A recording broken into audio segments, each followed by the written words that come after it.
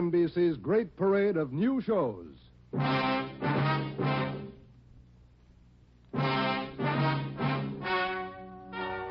Ladies and gentlemen, the story you are about to hear is true.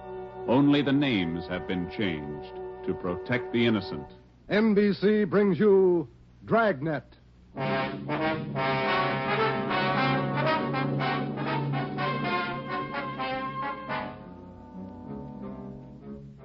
You're a detective sergeant. You're assigned to homicide. There's a mad killer at large in your city. A woman has been brutally slain, the body mutilated. The picture is clear. The killer has a thirst for blood.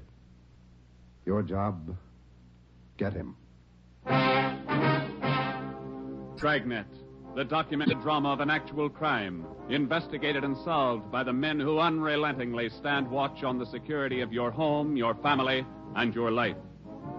For the next 30 minutes, transcribed in cooperation with the Los Angeles Police Department, you will travel step by step on the side of the law through an actual case from official police files. From beginning to end, from crime to punishment, Dragnet is the story of your police force in action.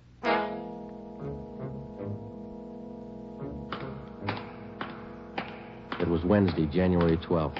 It was raining in Los Angeles. We were working the night watch out of homicide. My partner's Ben Romero. The boss is Ed Backstrand, chief of detectives. My name's Friday. I was on the way back from the morgue, and it was 11:23 p.m. when I got to room 42.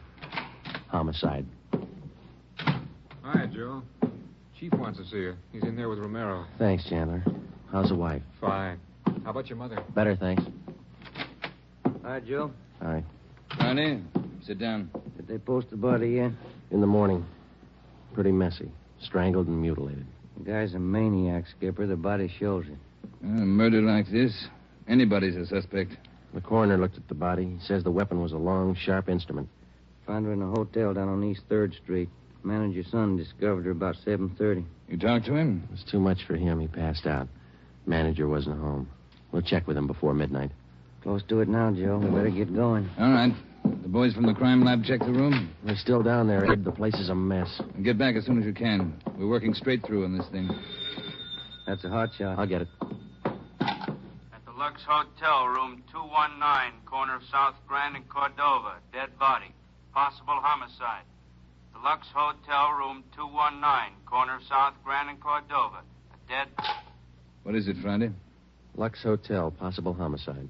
Busy night. Yeah. You coming, Ed? Right. Let's go.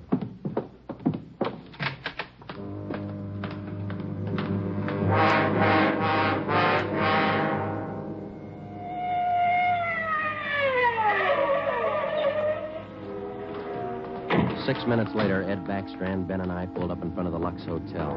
The manager met us at the door and led the way up a narrow stairway to the second floor. The room number was 219. We were prepared for the worst. We got it. You're right, Romero. The guy must be a maniac. 2 hotels, 2 murders. The same M.O. 3 of us made a brief inspection of the room at the Lux Hotel. We took a few notes on the appearance of the girl's body and a brief description. Apparently, she'd been strangled to death first, and then her body brutally mangled. Ben and I went back down to the lobby, and the manager, Mr. Ford, showed us the house book. The girl was registered together with a man, Mr. and Mrs. Philip Grant. We took the hotel register to have it checked for fingerprints and to photostat the handwriting. Ben notified the crime lab. Then we went back to the room and questioned the manager. Mr. and Mrs. Philip Grant, that's all I know. I never saw either one of them before tonight. When did they check in, Mr. Ford? About 3 hours ago. That's right, about 9. Maybe a little before. Did they register together? Yeah, a little before 9. They came in together. Did you let them in the room? Yes, sir, like I always do. It's a small place here, maybe not first class, but I treat people right. What did the man look like? Do you remember? I think so. Kind of tall. Young, maybe 30 or so. Husky fella. Had a mustache. How tall would you say, Mr. Ford? Oh, about your height, Wade. Must have been at least 180. Seemed like a nice fella. Would you know him if you saw him again? I think so. People sure don't act like they look. You think it was him? Can you think of anybody else? Well, no. I never saw them before tonight, either one of them. I don't know anything about it. Did you notice anything in particular about them when they came in? Well, he didn't show it, but it looked like she'd been drinking a little. Giggling, you know. And you didn't see this man Grant leave the hotel? No, I didn't. I must have been checking the account books back of the desk. Guess he got by me. Is there a back entrance to the hotel, Mr. Ford? No, he had to come out this way, all right. How about the fire escape? I never thought of that. Say, I bet you cops think I'm trying to hide something. How did you happen to find the body? I don't know anything about it, honest. I've been running the hotel for 10 years now. Everybody knows me around here. You can ask at the bank. All right, Mr. Ford. Now, would you mind telling us how you happened to find the body? I don't want a lot of lousy newspaper publicity. Give the place a bad name. Can you blame me? The newspapers won't get your name from us. All we want to know is how you happened to find the body. Well, I told you. It's a small place here, but I like to treat people right. A couple hours after they checked in, I remembered I forgot to fill the ice water pitcher in the room. So I got some and took it up. The door was opened a little ways. It's got a bad catch on it, and the lights were on. I peeked in, and there she was. She was... Well, the guy must have been crazy. Do you remember what time it was when you found her? Well, just before I called the cops, about 11:30, I guess. All right, Ford, that's all for now. When the other officers get here, show them up, will you? Yes, sir, I sure will. Romero, Yes, Skipper? get on the phone downstairs and call the Metropolitan Division. Have them send us every available man from the reserve unit. We're going to patrol the area for the rest of the night. Right, Chief. Least we can do is make it hard for them. 2 murders in 7 hours. Yeah, both of them in a 3-block radius. Same pattern. It's got to be the same guy. All right, we got a description. What do you think? Well, when the reserve unit shows up, have them cover this whole section of town. Pick up everybody who even comes close to that guy's description. All right, Ed. It's got to go fast. We can't lose a minute. 1 hour either way, it might mean another body. Like this one.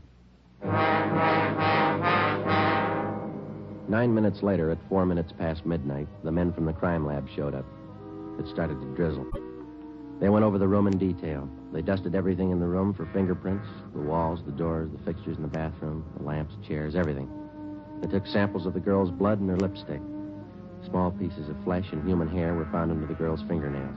The nails were scraped carefully and the contents put in an envelope, marked and sealed. Ed Backstrand ordered pictures taken of the room and the girl's body from different angles. Every object in the room that could have any possible tie-in with a murder was photographed. It was raining. The rear of the hotel where the fire escape was overlooked a vacant lot. Ben had a hunch. While the lab men were at work, we left the hotel and circled around into the lot for a look at the ground directly underneath the fire escape ladder. It was raining hard now. Must be an easier way to make a living. Mud's almost up to my knee. Mine, too. Watch your step. You see any prints? No. Wait till my wife sees these new shoes. Put it on your expense account. Oh, real funny. Ben, get that light over here. Look. Yeah. Good set of prints. Lucky that rain didn't start turning to wash them out by now. Yeah, hand me that cover from the trash can over there. I'll cover them. Wait a minute. What? Here, on the edge of the fire escape ladder. Small hunk of cloth. Man's suit? Well, looks like it. Might have caught himself in that sharp corner. I got it. All right, come on, let's get back. Yeah, out of this mud bath. Joe, Huh? let me have a light. You catch anything? Hunk of wrapping paper in that trash can. Stains on it. Open it up. Look. Yeah, butcher knife. We went back to the Lux Hotel, room 219. The lab men were tearing the room apart. It was 10 minutes to 1. We gave the blood-stained knife and the piece of cloth we found on the fire escape to Lieutenant Lee Jones, head of the crime lab. We told him about the footprints just below the fire escape ladder. The knife will help us, so will the cloth.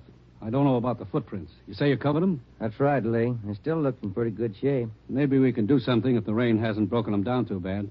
Bracken. Yeah, Lieutenant? You and Sloan get downstairs and take a look at those prints. They're good enough. Get a torch, dry them out, and make a cast, right? Okay, Lieutenant. Come on, Sloan. That's about all I can do for you now, Ed. I think we got everything there is to get. All right, Jones. I'll follow you back to the lab in a couple of minutes. Okay, Ed. Good luck, fellas. Thanks, Lee. We're going to need it. All right, Friday. Romero, it's your baby for the rest of the night. Lee, get anything? Few prints, a woman's purse under the bed. Don't know if it's hers or not. No identification. You going to be at the crime lab, Ed? All night. As soon as we find anything, I'll let you know. Yeah? A gang of cops just came in the lobby. They asked for you. Must be the reserve men from Metropolitan. Tell them we'll be right down, Ford. Okay. You want us to handle it, Ed? That's right. Do just as I told you.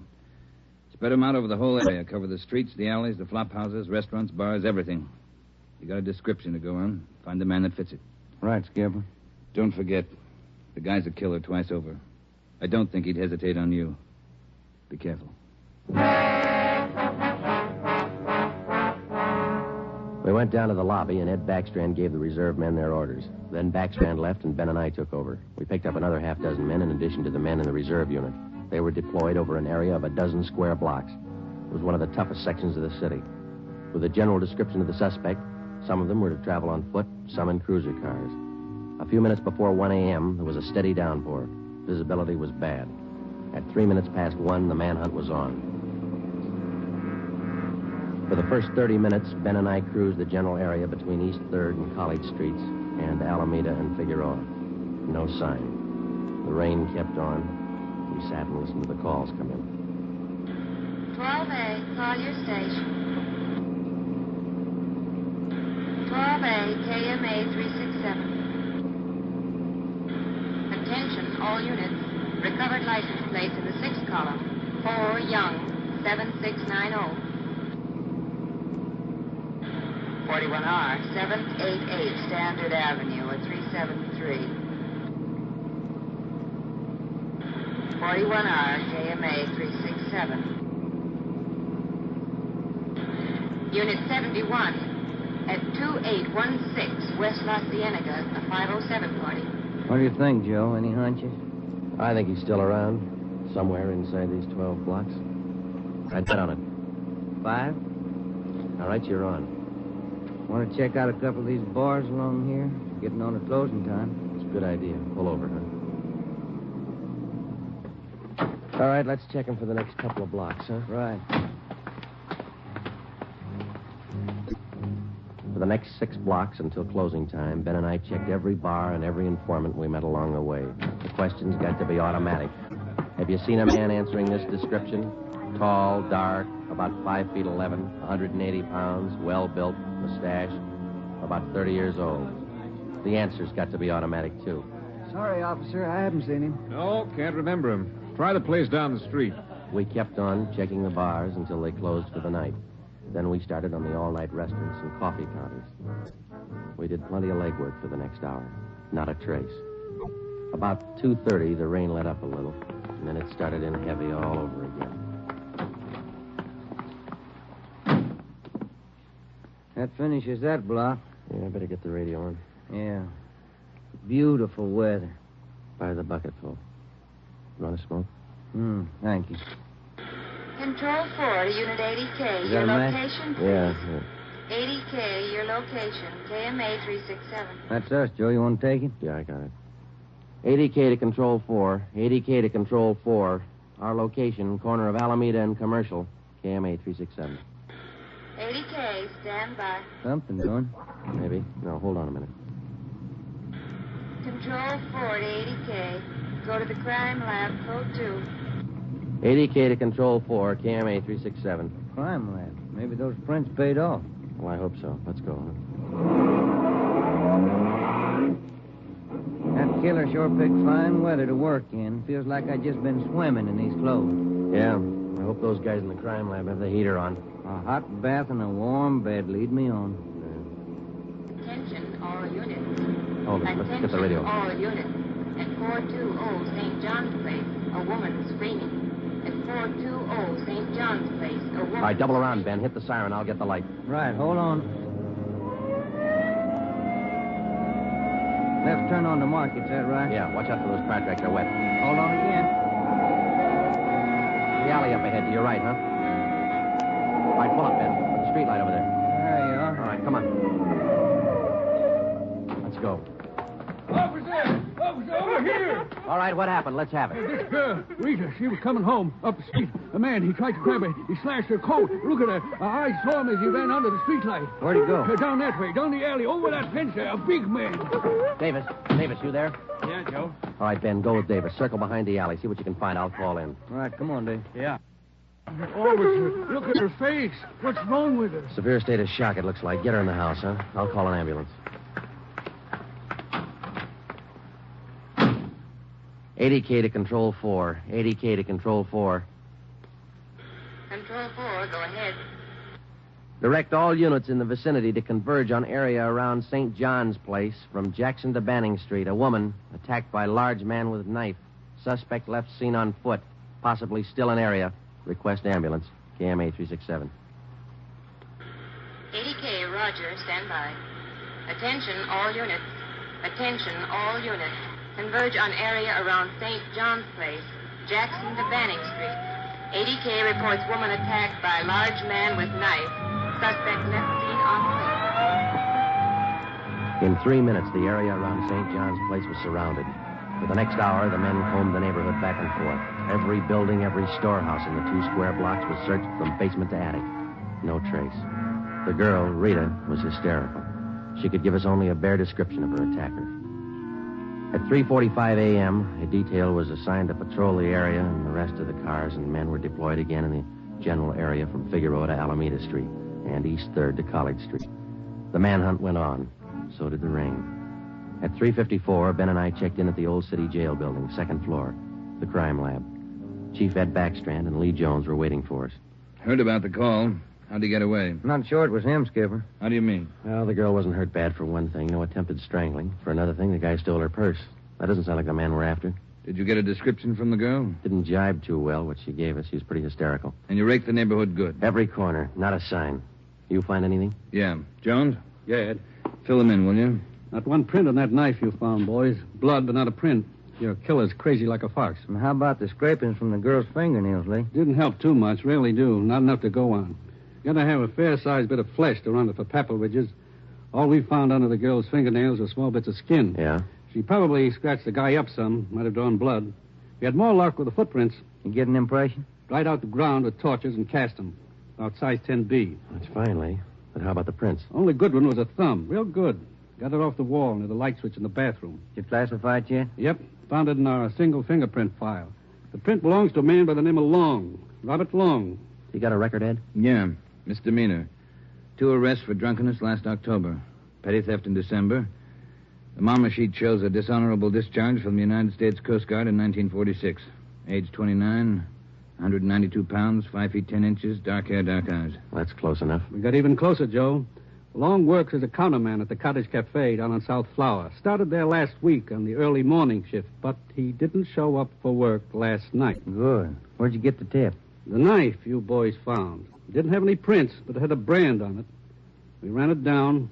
It was taken from the Cottage Cafe. Mm-hmm. Any address on this Robert Long, Ed? Yeah, got it from his boss. Rooming house on East 1st. Landlady says he hasn't been home in 2 nights. Yeah, now we wait. Rooming house is staked out, and so is the Cottage Cafe, just in case Long decides to show up for work this morning. What time you got, Romero? 6 minutes past 4. All right. We've got every indication that Robert Long's the man we're after. His description, fingerprints, the knife, the footprint, his size. Maybe we're wrong. I don't think so. How about a motive, Ed? I think Robert Long likes to kill. He's thirsty for it. None of the victims were criminally attacked. They were strangled. Bodies mutilated. How about robbery? No. 2 of the women he killed had money in their purses. He didn't touch it. Well, what's next, Skipper? Back on the street? Figueroa to Alameda. East 3rd to College Street. Keep a net around that area and work it back and forth until we're positive he's not inside. I think he is.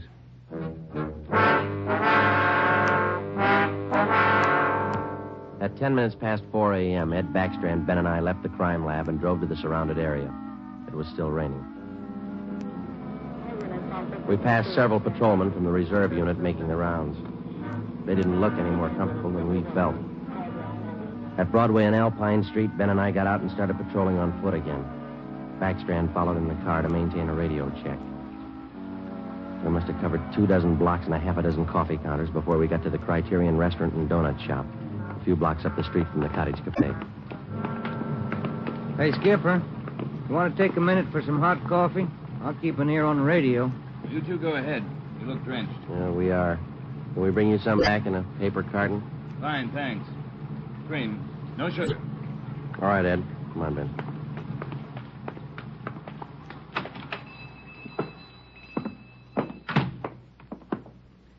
Place is empty. Yeah. Yes, sir, gentlemen. What'll it be? Hot coffee? Yeah, there's two of us here. Can you fix up one to go? Sure thing.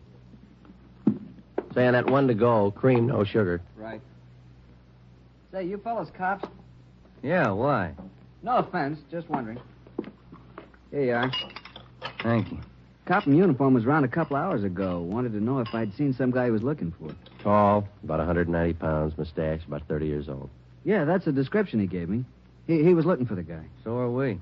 Say, that's good. That other cop came in right at my busiest time, a little after 2, when the bars closed. You know, it gets pretty rushed, and I didn't have much time to think, so I just said no. Then after the cop left, I remembered. You saw a man answering that description tonight? Yeah. I would have told the cop, but I was rushed. You know how it is. No time to think, and then I remembered. Are you sure? Oh, I'm sure, all right. Whoever he is, he's a lady killer. What do you mean? No offense. There was a sharp-looking dame down the end of the counter, and this guy breezes in and picks her up. Talks to her about 20 minutes, buys her a cup of coffee, and they walk out together. Do you remember what she looked like? Oh, nice-looking dame. Not beautiful, you know. More on the cute side. Ben, you got that morgue shot? Oh, yeah. Here it is. Thanks. Here's a picture. This the girl? Let's see. Yeah, that's her. Who is she? I don't know, mister. Down at the morgue, they call her Jane Doe, number 7. Just by accident, we'd come across a concrete lead on the killer's method of operation. The picture we showed the man in the donut shop was a shot of the strangler's first victim the night before. Evidently, the killer would enter a bar, coffee shop, or restaurant, strike up a conversation with a woman, make friends with her, either buy her drinks or invite her to a bar in the neighborhood, and then the rest of the puzzle was still unsolved. We went back to the cottage cafe and checked with the men on stakeout. Not a sign of them, Chief. How are you men covering the place? Baxter up in front in the booth across from the cash register. Lyman's back with the dishwashers. I'm at the counter. When's Long due to report for work, Dave? At 5. About 20 minutes to go. You're lucky you're inside. It's wet out there. You'll look it. All right, Davis. We'll be around about 5. Right, Chief.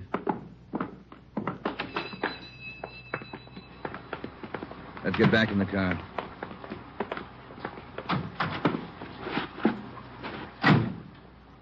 Where to, Skipper? Cruise the next 2 blocks, but don't go too far. If Long shows up for work this morning, we want to be around. The next 10 minutes dragged by. The rain kept on. Backstrand chewed nervously on a cigar. At South Flower and First Street, the sewers were clogged with street refuse. The rain backed up and filled the intersection. A group of aircraft workers huddled together in a doorway on one corner, waiting for the bus. It was cold and damp. I opened one of the back windows in the car to get some fresh air in. Off in the distance and close by, we could hear the sounds of a big city waking up slow to a rainy January morning. It was 8 minutes to 5. Attention all units. Attention all units. At 780 East Main, a restaurant. Man answering description of murder suspect. All right, Romero, step on it. Right, Skipper. About 10 blocks away, Ed. Who's going to cover the men at the cottage cafe? If this is a blind lead, it won't take us long to find out. They can handle it alone if they have to. Hang on. Look out. We're skidding. That was a close one, Ben. Yeah. If this is the guy, I owe you $5, right? Yeah. Attention all units. Additional information on your call to 780 East Main. Officers in pursuit of suspect. Suspect is on foot. Step on it, Romero. Attention all 2 more blocks, Skipper. Watch it, Ben. Next one to the left. Got it. That's the joint up ahead there. All right, watch your step and don't take chances. Don't play with him. Right. Here we go.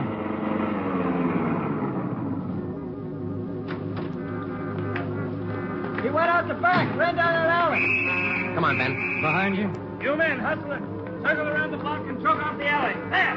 Emerson, home. Go with them. Right. Right, over the fence, Ben.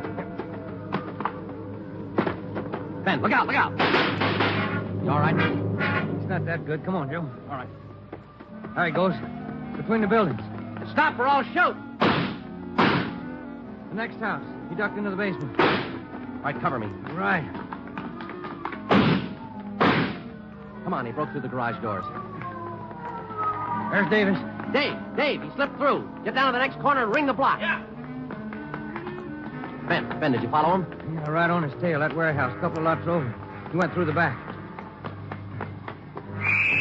There it is, Joe. All right, don't go in blind. Watch out. All right, you haven't got a chance. Come out with your hands up. He's not stopping, Joe. All right, let's fan out.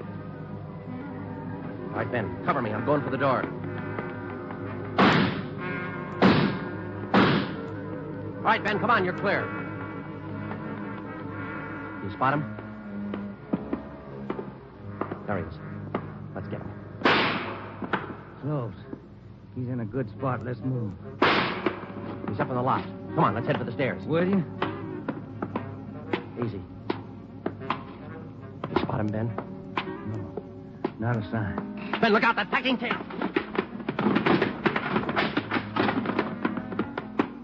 Kind of close, huh, Joe? Yeah. Let's get that punk now. Now, Joe, there's another one. All right, you. We got the warehouse surrounded. Come on down. All right, then we'll blast you out. Joe, he's dropping down the ladder. He's going for the front door. They're waiting for you with Tommy guns out there. They'll cut you down. Stop. Joe, he's got the door open. He's making a break for it. He's crazy. He's trying to shoot his way out.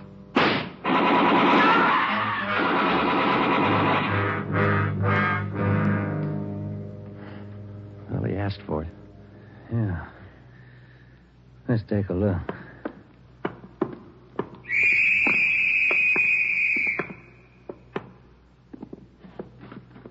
Messed up. Well, like his girlfriends. Well, maybe he just didn't like women. Maybe. Hi, Ed. You all right? Tired.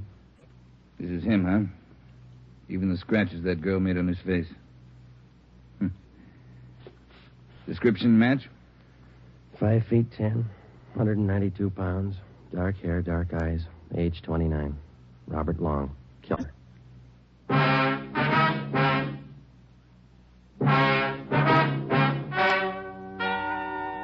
story you have just heard is true. Only the names were changed to protect the innocent.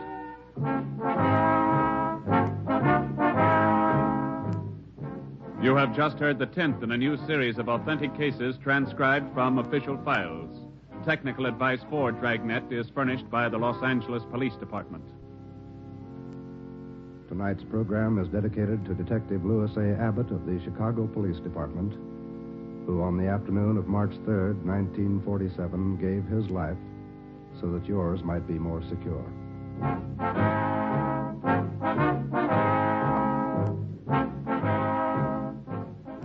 Dragnet came to you from Los Angeles.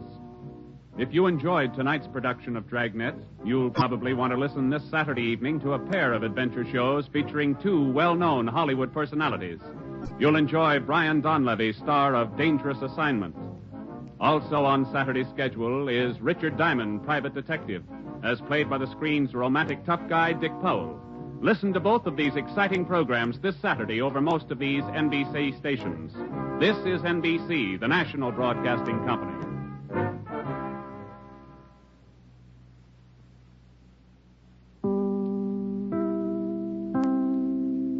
Here is another in NBC's great parade of new shows.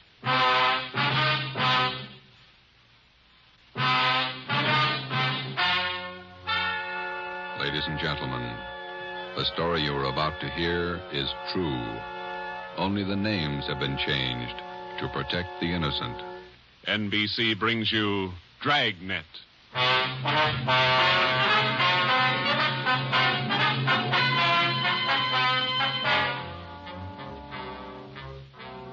You're a detective sergeant. You're assigned to burglary detail. A sudden wave of jewel thefts is sweeping the city. In 16 days, 16 burglaries have been committed, one each night. They bear the same trademark. Thousands of dollars of jewels are missing. The thief is a master at his trade. Your job, get him. Dragnet, the documented drama of an actual crime, investigated and solved by the men who unrelentingly stand watch on the security of your home, your family, and your life. For the next 30 minutes, in cooperation with the Los Angeles Police Department, you will travel step by step on the side of the law through an actual case transcribed from official police files. From beginning to end, from crime to punishment, Dragnet is the story of your police force in action.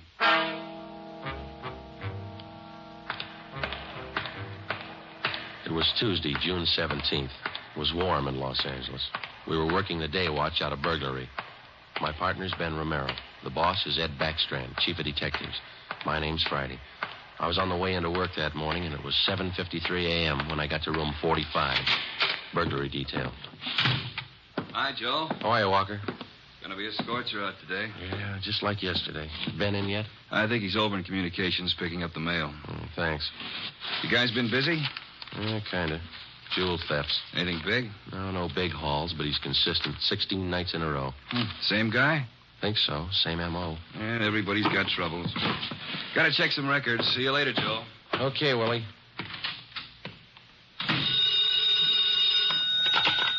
Burglary Friday. Yeah. Okay, Mike, soon as Ben gets back. He's picking up the mail. Right, bye. Hi, Joe. Hi, Ben. Hannon just called. Chief wants to see us. Take a look at these first. What do you got, overnight reports? Yeah, these two. Yeah. 2 of them. 3 diamond rings, 1 sapphire, 1 necklace, jade. Big haul. Look at the other one. Lady's watch, diamond band, emerald bracelet, tourmaline brooch. What's tourmaline, Ben? I don't know. Must be valuable. It's gone. Let's see. Owner left house about 9 p.m., returned about 1:30 a.m., found property gone, scratches on the door. Probably using the cellophane method. Hasn't missed yet. 2 in 1 night. Well, he's picking up his pace. Must have a bag full of loot somewhere, whoever it is. You get the description sheets from pawn shop detail? Yeah, I got them right here. You take half of them. Let's see what luck we got this morning. Yeah, thanks. Nothing so far. Me neither. Let's see. I'll get it, Joe. Burglar Romero. Hi, Ben. Chief still wants to talk to you, boys. He's got an appointment at 8:30. Wants to see you before he leaves. Okay, Mike. Just checking some buy sheets. Be right in. Better make it fast. He's in a bad mood this morning. Okay, Mike. Thank you. Backstrand again? Yeah, he's in a bad mood. Come on. Wonder what's bothering him. Something's bad. He doesn't blow very often. Chief of Detective's Office, Hannon. Go ahead in, boys. He's waiting. Thank you, Mike. All right, ma'am. I'll connect you. Friday, Romero, sit down. Wait till I get the phone. Backstrand. Oh, yes, Mrs. Winthrop. Yes, ma'am. We're doing all we can. Yes, ma'am. Yes, ma'am. Yes, I'll do that. Yes, ma'am. Goodbye. Got trouble, Ed? Taxpayer, Mrs. Winthrop. You two ought to remember the name. We do, Skipper. 10 days ago, somebody lifted $2,000 worth of diamonds from her bedroom while she was at the symphony. Last night, she was hit again. A diamond watch, an emerald bracelet, and some kind of a brooch. Tourmaline. I don't care what kind it was. It's gone. What's the pitch? We just read a report a couple of minutes ago, Skipper. Could be a tie-in with those other 16 jobs. 16 jobs in 16 days. You haven't got a lead on the thief yet? Nothing shows up. No prints, nothing. What about the pawn shops? Nobody's tried to soak any hot stuff as far as we know. We double-checked the detail. We got every hock shop in town on the alert. Whoever it is, they've got to try to pawn the stuff sometime. Unless they're going to give diamond rings for Christmas presents. And they haven't tried the pawn shops yet, Skipper. We're sure of that. Look, 16 burglaries in 16 days. Jewels and watches. Good ones. Well, it's got to stop. It's got to stop soon, you understand? We'll stay right on top of it, Ed. We're doing all we can. For 2 weeks, I've had half a dozen women calling me every day. Society women. Some of them figure they should get extra treatment. They're only DR numbers to us, Skipper. They all get the same attention. I'll try and explain that to some of them. They think you're in on the racket. Maybe you boys would like to take these calls some morning. No thanks, Ed. All right, then, let's get some action. Keep the pawn shop operators on their toes and get after every known fence in town. That's all. I've got an appointment. All right, Ed. Check you later. Holding a call for you, Ben. Oh, thank you. Hello. Oh, hi, Max. What? Well, hold it. Be right down. First break, Joe. What do you got? Necklace and a watch. Both of them on the stolen property list. Where? Henry's pawn shop. 5th and Main. 6 minutes later, at 8:25 a.m., Ben and I drove up in front of Henry's Square Deal Pawn Shop. Quick cash, no red tape, watches bought and sold. The proprietor was Max Murphy, an old friend of Ben's. Well, pal, of all days, it had to happen yesterday. Took the day off and went fishing up at Big Bear. I left my nephew in charge, Harry. A real knothead, that kid. How do you mean, Max? Joe, if I told him once, I told him 101. Whatever you do, whatever they come in with to Hark, check it with the list. Check it with the stolen property list. What does he do? He forgot. He forgot. Oh, a real knothead, that boy. How old is he, Max? 32. A real knothead. I checked the slips from yesterday. Then I checked the stolen property list. There it is. Hot stuff. When did the stuff come in, Max, do you know? About 4 o'clock yesterday afternoon. Can we look at it? Oh, sure. Back here behind the counter. There it is. Did you check out the serial numbers on the watch yet, Max? When I found out, yes. They matched to a T. All right, let's see. Yeah. Description on this necklace matches, too. Let's have a look at your buy book, huh, Max? Yes, sir, Joe. Here you are. There's the deal right there. Here? Yeah, that's him. That's how he gave his name. Walter Tracy, 132.5 Blackstone Court, Los Angeles. Let me check the book for the description, Max. Oh, sure. Yeah, here. Okay, Max, thanks. We'll be checking with you later. Sure, Joe. Anytime. Sorry. All right, Max. See you later. You fellas take it easy. Right.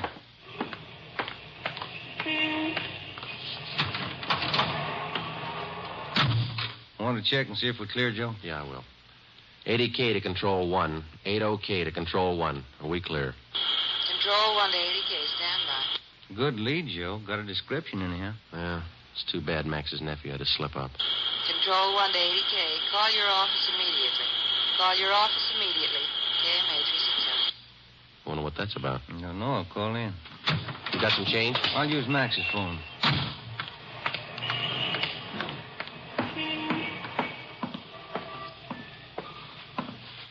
Use your phone a minute, Max? Oh, you, Ben? Sure. Help yourself. Thank you.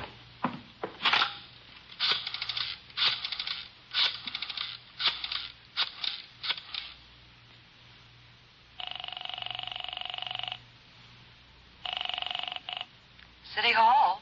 2524. 2524. Burglary.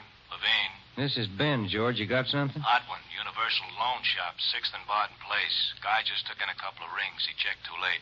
What you mean? He checked the form after the guy left. It was signed Walter Tracy.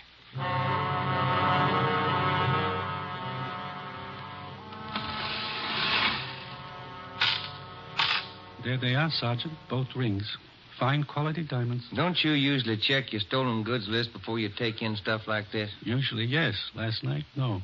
I don't know what I was thinking about. Can we have a look at your buy book? Right here. There it is. Walter Tracy. 699 Olive Street. 145 pounds, 5'9", dark hair, build, thin.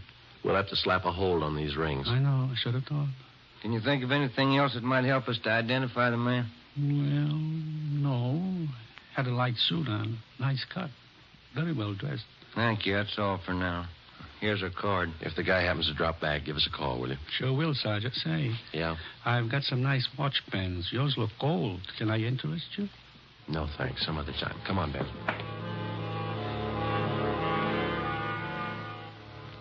That afternoon and the following morning, despite our alert and our warnings, 2 more pawn shops called in with reports of stolen watches taken in.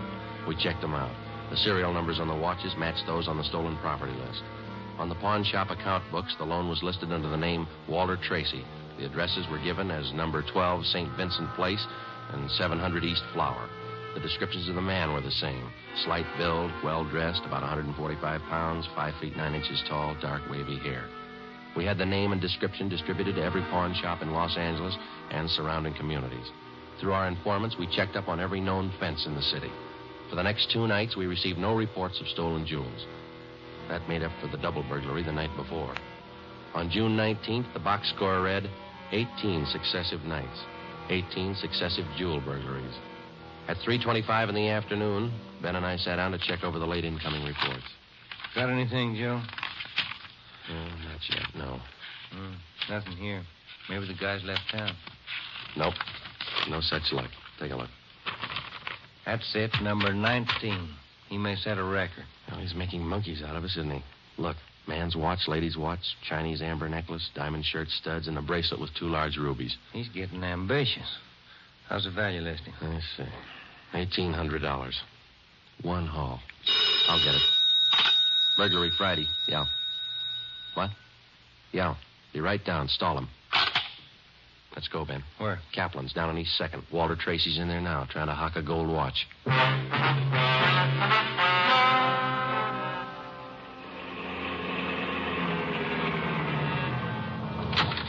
Ben, cover the door. I'll do it look like I'm shopping around. Right, but watch your step. We don't know this guy. Yeah, stay close to the door, huh? I'm sorry, that's the best we can do on the watch. Look, Mac, this is gold. 21 jewels. Well, that's the best I can do. Drop dead. Well, it's the best I can do. Don't get sore. Yeah, sure. See you later. That's him, Sergeant. Walter Tracy. I stalled him as long as I could. All right, I'll check back with you later. Did you spot the guy that just came out? Yeah, went up the street. Let's follow him. Hustle it. Spot him, Ben? Straight ahead, about 15 yards. He's crossing the street. Yeah, let's get up a little closer. We'll lose him, sure, if the light changes. Come on, run for it. Watch the traffic light. That was close. He might have spotted us as going faster. Come on, Joe, run. Yeah. Don't lose him. This crowd's not helping. Hey, wait a minute. I thought you were a cop. You're chasing somebody? All right, let go of my arm, mister. Let go. Well, you don't have to get tough. Lousy cops think they own the street. I'm going to write the mayor's office. Come on, Joe. He's running for it. Yeah, I see him. Watch the signal up ahead. Hurry, Joe. Almost up to him. Into the parking lot. Hey, you! Stop! Look out, Joe. A gun. Yeah, I see. All right, get away. All right, smart guy. It's a nice job. Yeah. He's too fast for an honest man. Let's take him in. When we got back to headquarters, Walter Tracy was under technical arrest. We took him directly to the interrogation room. We searched him thoroughly. We had him take everything out of his pockets and put it on the table.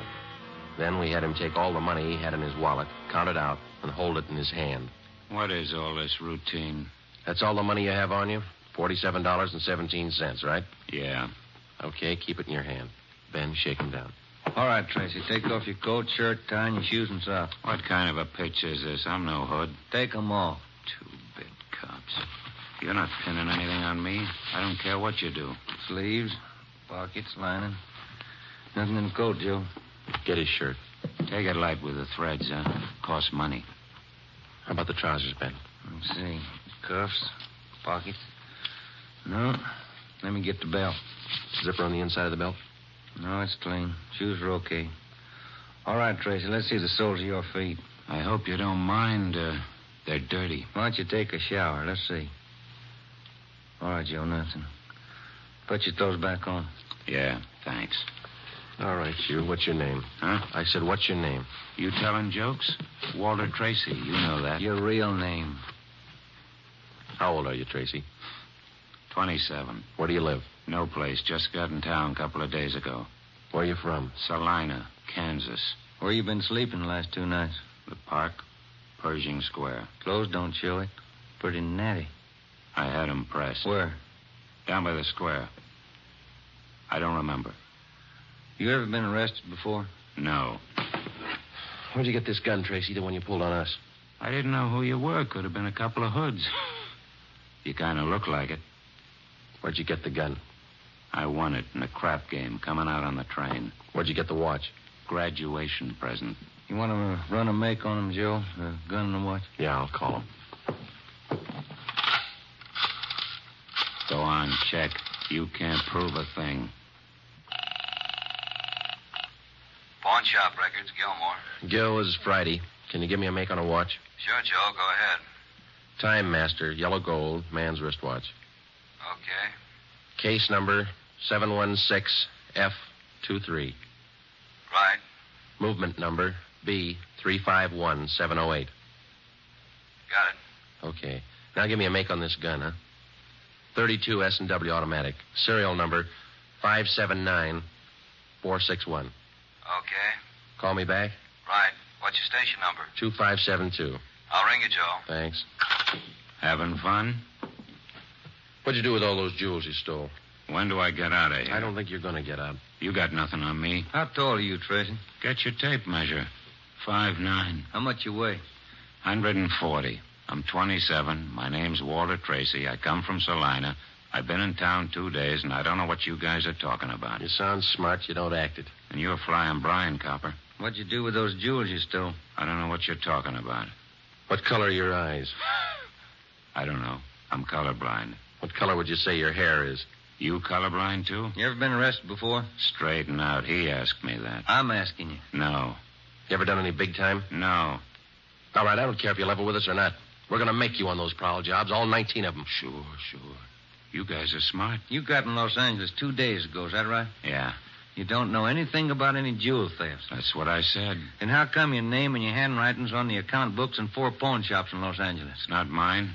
You can't prove it. We can, Tracy. Come clean. What'd you do with the stuff you stole from 1250 Moraga Drive, June 5th? I didn't steal any stuff. What'd you do with the rings and watches you took from 1400 Placerville Road, June 9th? I wasn't in town. What'd you do with the diamond dress pins you stole June 13th, 123 South Van Ness? Did I do that? You're not only kinky, you're a bad liar. You prove it. Border get you a sawbuck, your prints bounced, Tracy. Our handwriting man's gone to work on those signatures of yours. You haven't got a chance. Now, come on. Where'd you hide this stuff? You can't prove a thing. Where'd you say you've been sleeping the last 2 nights? In the park, Pershing Square. You want a map? Clothes sure look nice. I said I had 'em pressed. But you can't remember where. No, I can't remember where. That a crime? Friday talking. Joe, this is Gilmore. Here's the stuff you asked for. Let's have it, Gil. No make on the watch, no make on the gun. Okay, Gil. Thanks a lot. Yeah. You're in up to your neck. You said that, didn't you? You're going to talk, Tracy. Kind of tired. All right, we'll let you sleep on it. Come on, Ben. Let's book him. All right. I'll get your jobs, coppers. Sure. Come on. We took Walter Tracy to the county jail and had him booked on suspicion of burglary. He was still sullen. We knew we had the guilty man. Now we had to prove it. As it often happens, the victims never see the burglar. They only know he's been there. They can't identify him, but they can identify their property. Our job was to find the property.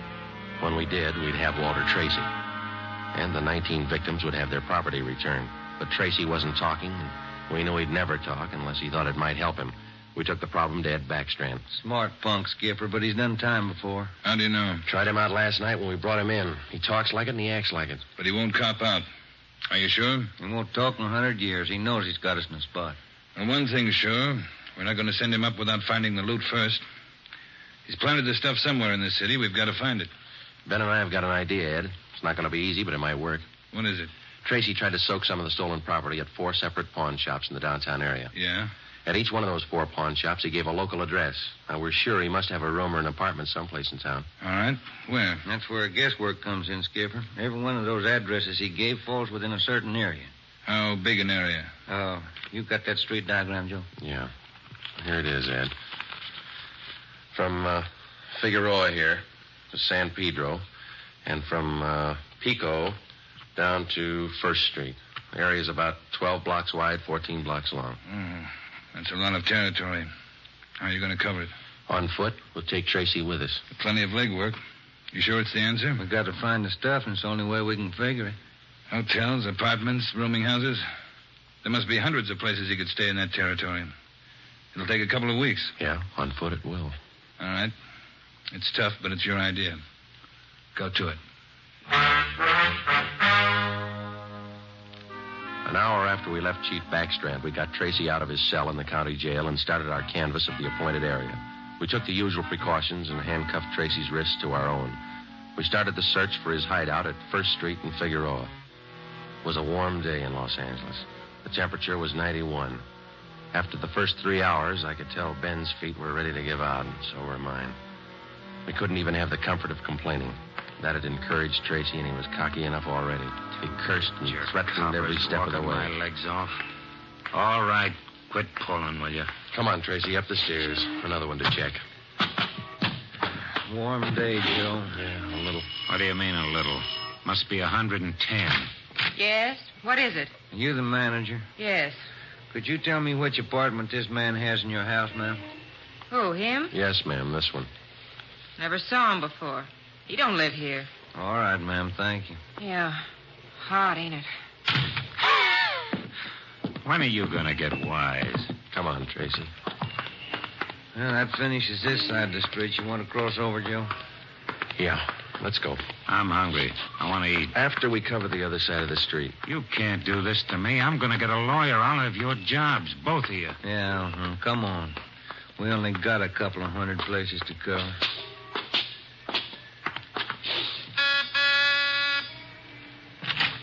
Hi, gents. What can I do for you? You the manager? I run the place, yeah. Which room does this man have in your place? Him? You made a mistake. He doesn't live here. All right, thanks. My feet are killing me. Wait till I get a lawyer. I'll burn both of you dumb cops. What do you think you're doing anyway? Making a guy... All that day and the day after that and the day after that, Ben and I, with Tracy handcuffed to our wrists, canvassed the designated areas, from hotel to hotel, from rooming house to rooming house, and the apartments, too. Every day our feet ached a little more, our pace slowed down, Tracy got more irritable, and the weather got hotter. The second day, it reached a high of 92. The third day, 94. The fourth day, 94. Police regulations say plainclothes officers must wear a coat and necktie on the street at all times. We wore our coats and neckties. The search continued into the fifth day. Our pace got even slower. Ben and I started to lose heart. After a while, we forgot our object was to recover the stolen jewels. All we wanted was to find Tracy's hideout. We knew we were right. We knew Tracy was our man. It was a point of pride. Whether your feet hurt or not, you don't give in to a thief. Yes? What do you want? You the landlady here? I am. Which apartment does this man have in the building? Well, none of them. He's not one of my tenants. Thank you, ma'am. Come on, Tracy. By the sixth day, all three of us had special pads in our shoes. Our feet ached worse than ever. Tracy let us know about his every 3 minutes. By late afternoon of the sixth day, we'd covered more than half of the designated area.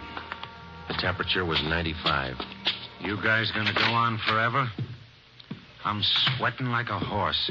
I'm getting tired of your moaning. That looks like the manager behind the desk. Yes, sir? You the manager? Yes, sir. What can I do for you? Can you tell us which room this man has in the hotel? Him? Mm-hmm. He doesn't live here. Hey, you fellas look awfully warm. Like to cool off in the lobby? We're air-conditioned. No, thanks. I'm hungry. When do we eat? You're always hungry. You got the biggest mouth on a cop I ever saw. Oh, all right. Yeah. I'm hungry. I want to eat. Now. Wait till I give this story to the papers. Mistreating innocent guys. They'll break you. All right. Come on, up the stairs. I'm going to get a lawyer tonight. I'll show you. Yes? Why, Mr. Baker, where have you been? We questioned the landlady, a Miss Elizabeth Hunter. She told us that Baker, alias Tracy, had rented an apartment from her about 2 months before. That's all the information she could give us. Tracy clammed up. He would admit nothing. We asked Miss Hunter to accompany us as a witness. We took the elevator up to Tracy's apartment on the 6th floor. Miss Hunter, Tracy, Ben, and I. Down this way. Here. Do you want me to open it? Please, Miss Hunter. What? There's a girl. Walter? What is it, Walter? I told you to get out of town if I didn't come back. I didn't want to leave. I didn't want to leave without you. I thought you slept in the park. Take a jump. Where's the stuff hidden? All right, Ben, handcuff him to a chair. The girl behind him. We'll find the stuff ourselves. All right, Tracy. All right, you next. I haven't done anything either. See, you can't prove it. Billy, shut up. That's better. No talking between you two. If there is, we'll separate you. All right, Ben, you take the living room here. I'll try the kitchen. And get a window open. It's hot in here. All right. Sergeant, you will be careful of the furniture. Yes, ma'am. I had no idea. You, Mr. Baker, of all people. Don't talk to him, please, ma'am. Oh, yes. Tin cop. Why don't you spell? Ben, look. It's only the beginning. He's got the stuff scattered 7 ways for Sunday. We're going to need help. In the milk bottle? Yeah, 2 rings, 3 loose diamonds, and this bottle of mayonnaise. We found some kind of a brooch in it. A couple of watches taped to the underside of the kitchen sink. All right, you. Convinced? Okay, Ben. Call Backstrand. There was a definite possibility that Walter Baker, alias Tracy, had stored some of his stolen loot outside his apartment. We stood little chance of ever recovering it unless we got him to break. Ben called Chief Backstrand, and in 10 minutes he arrived at the apartment with another man from burglary detail, George Levine. Together we went over the four-room apartment foot by foot. We found jewelry, watches, loose stones in every conceivable place. In cartons of cottage cheese, in jars of cold cream, in the garbage can, everywhere. Who's your girlfriend? All right, I'll ask her. What's your name? I said, what is your name? Billy. Billy Crawford. He didn't do anything. He didn't. All right, Billy. Maybe you can tell us. Where's the rest of the stuff he stole? He didn't steal. He didn't steal anything. Billy, shut up. Keep quiet, you. Ed, wait a minute. What? Just a minute. I want to look over here. Papers. Taped to the underside of that top drawer. What is it, Friday? No, you can't. You can't. Look at these. All right, you found them. I'll talk. No, Walter, don't. Parole papers. He's an ex-con. Yeah, I'll cop out. Don't do it, Walter. Billy, shut up. Dumb dame. The rest of the stuff, where is it? On the roof. Inside the ventilator, the one near the front, you'll find a couple of paper bags. That's it. Levine? Got it, Chief. I'll check it. Your papers say you did time in Oregon. What for? Fell for robbery. Did 5. I owe him 7. What about the girl? Walter, I'm going with you. Her? I don't know. You figure it. All right, Friday. Romero, take the girl to Lincoln Heights and book her. We'll take him. Right, Ed. Come on, Ben. No, Walter, I want to go with you. I'm sorry, ma'am. This way out. All right, easy, lady. No, wait a minute. Just a minute. Walter? You're a dumb dame, Billy. So long. Walter. All right, come on, let's go. What's the matter? You feel all right? He lied. He said he loved me. He lied to me. Don't feel hurt, lady. He lied to everybody.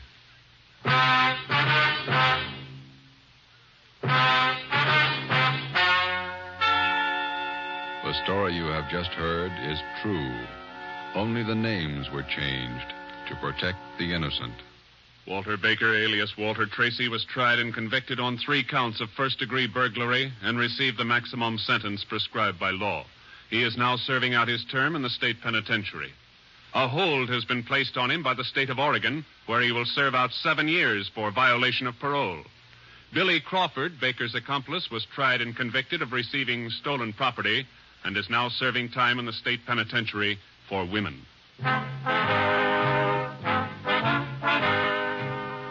You have just heard the 11th in a new series of authentic cases transcribed from official police files. Technical advice for Dragnet is furnished by the Los Angeles Police Department. Tonight's program is dedicated to Warden Clarence A. Larkin of Folsom Prison, Sacramento, who, on the evening of September 24th, 1937, gave his life so that yours might be more secure.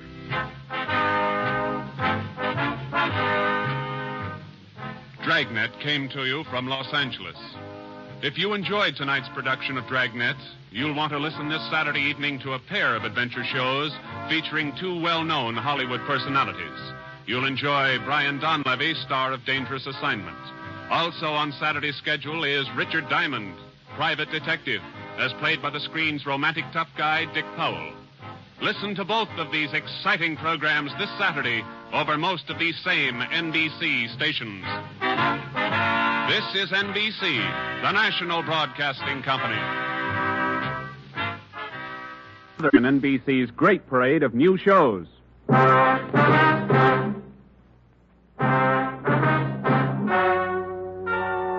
Ladies and gentlemen, the story you are about to hear is true. Only the names have been changed to protect the innocent. NBC brings you Dragnet.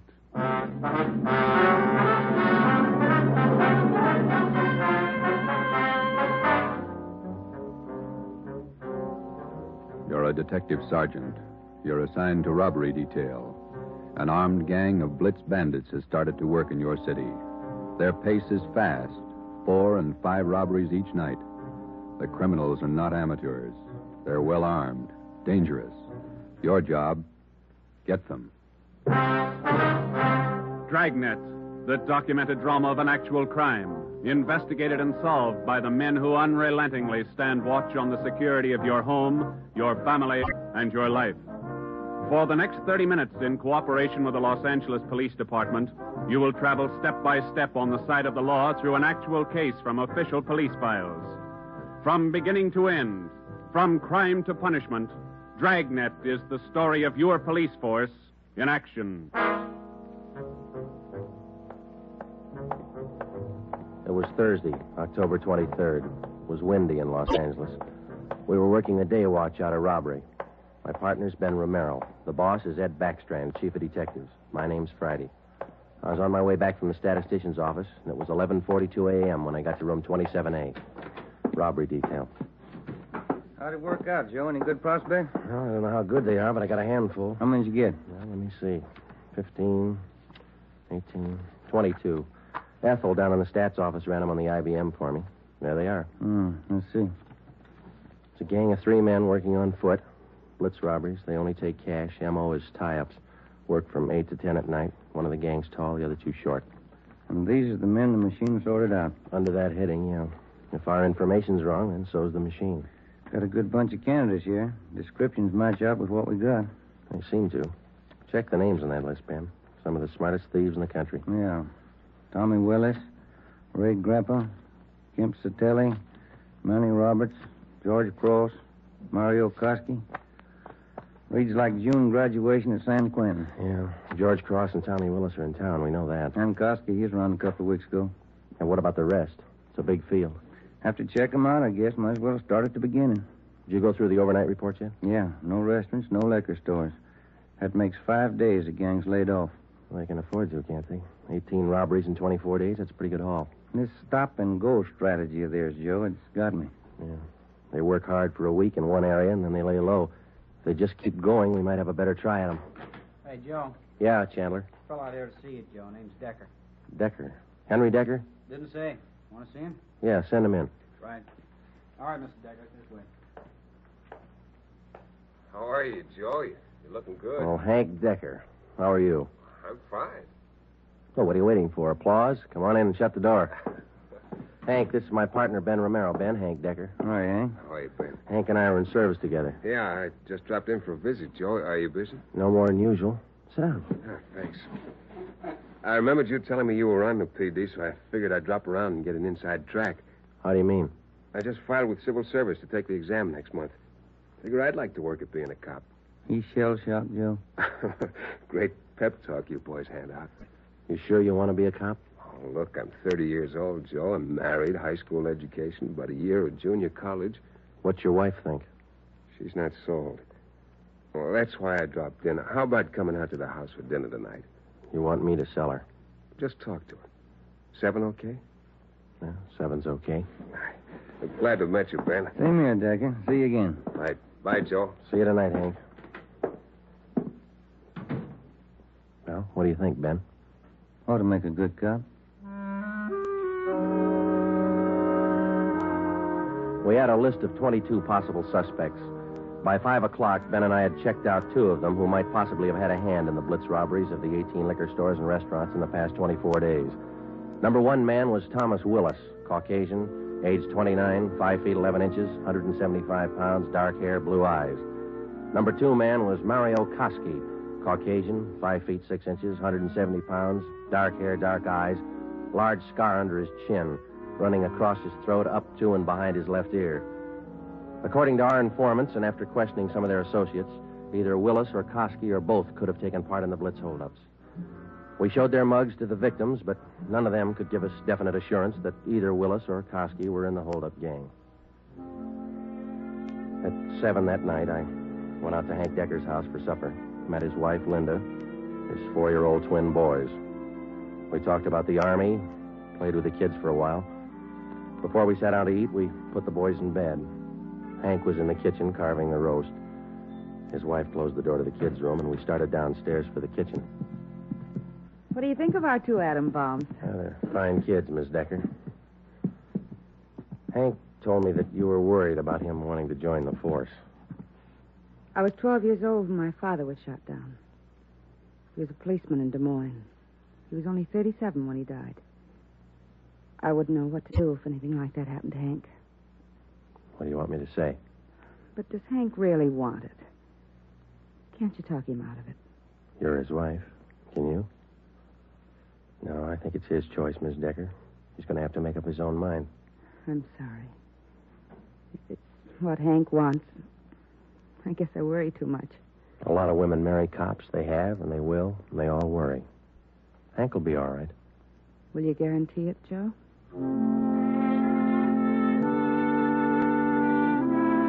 During the next month, I heard from Hank Decker only once. He was studying hard. During the same month, Ben and I were working hard, trying to find some kind of a concrete lead to break the Blitz gang. There had been no subsequent holdups which seemed to tie in directly with the gang or its operations. From the list of possible suspects which Ben and I made up, 18 names had been eliminated for one reason or another. Either they were in jail at the time of the robberies, out of the Los Angeles area, or out of the state. But 4 names remained: George Cross, Tommy Willis, Mario Koski, Julian Brock. During the latter part of the month, George Cross was booked on a minor charge, and we questioned him at that time. He showed no knowledge of the holdups. Nearly 2 months after the robberies were committed, Ben and I were still without a solution as to the whereabouts of the gang. Never known a Blitz gang like this way before, Joe. Once they get wound up, they usually go until they're caught. Yeah. Did you get out those telegram checks to the east yet? Last night before I went home. Sent out all 3. Willis, Koski, and Brock. I'd like to find just one of them. Chicago might have something. That's Koski's old hangout. Willis, too. What about Brock? He's from Kansas City, isn't he? Yeah. I got a wire, too. Might have an answer from one of them tomorrow. That's a slow job. We'll have to wait it out. Guess so. No follow-ups from the victims we talked to. I'll get it. Robbery Friday. Oh, hiya, Joe. Hank Decker. Congratulate me. What for? Just passed my written exam. Got the letter this morning. How about that? That's fine. When do you take your physical? Oh, not till the end of the month. Next week I take the oral and agility tests. Then the physical. If I get by them, I'm in. Well, you're going to have a full month at the police academy after the test. There's a lot of work, Hank. Oh, it can't be any worse than these tests. It's a tough 30 days out there on the Hill. Law, court procedure, evidence, combat firing, target practice. You'll have to wade through all of them. You ever going to have anything encouraging to say? Yeah, when you graduate. I won't count on it. How's your job going? Slow. How's your wife feel now? About taking the job? Uh-huh. A little better. She said to say hello. Okay. Keep us posted, huh? I'll do that, Joe. Right. Bye. Hank passed his written test. Sure anxious. Brandy, Romero, got a minute? Yeah, Skipper. Come on, Joe. You got something, Ed? Yeah, those Blitz robberies you're handling. Not having much luck. We were. Gang's disappeared. Not a trace of them so far. They leave town? Oh, we're not sure, Ed. We don't even have a good description. We're guessing most of the way. What are your guesses? You've had a couple of months to make them. 12 of the holdup victims we talked to told us definitely that there were 3 men in the gang, 2 of them short, 1 of them tall. We've just been working from there. All 3 of them have dark complexions. Started with 22 possibilities and got it weeded down to 4. No, wait a minute, 3. Yeah.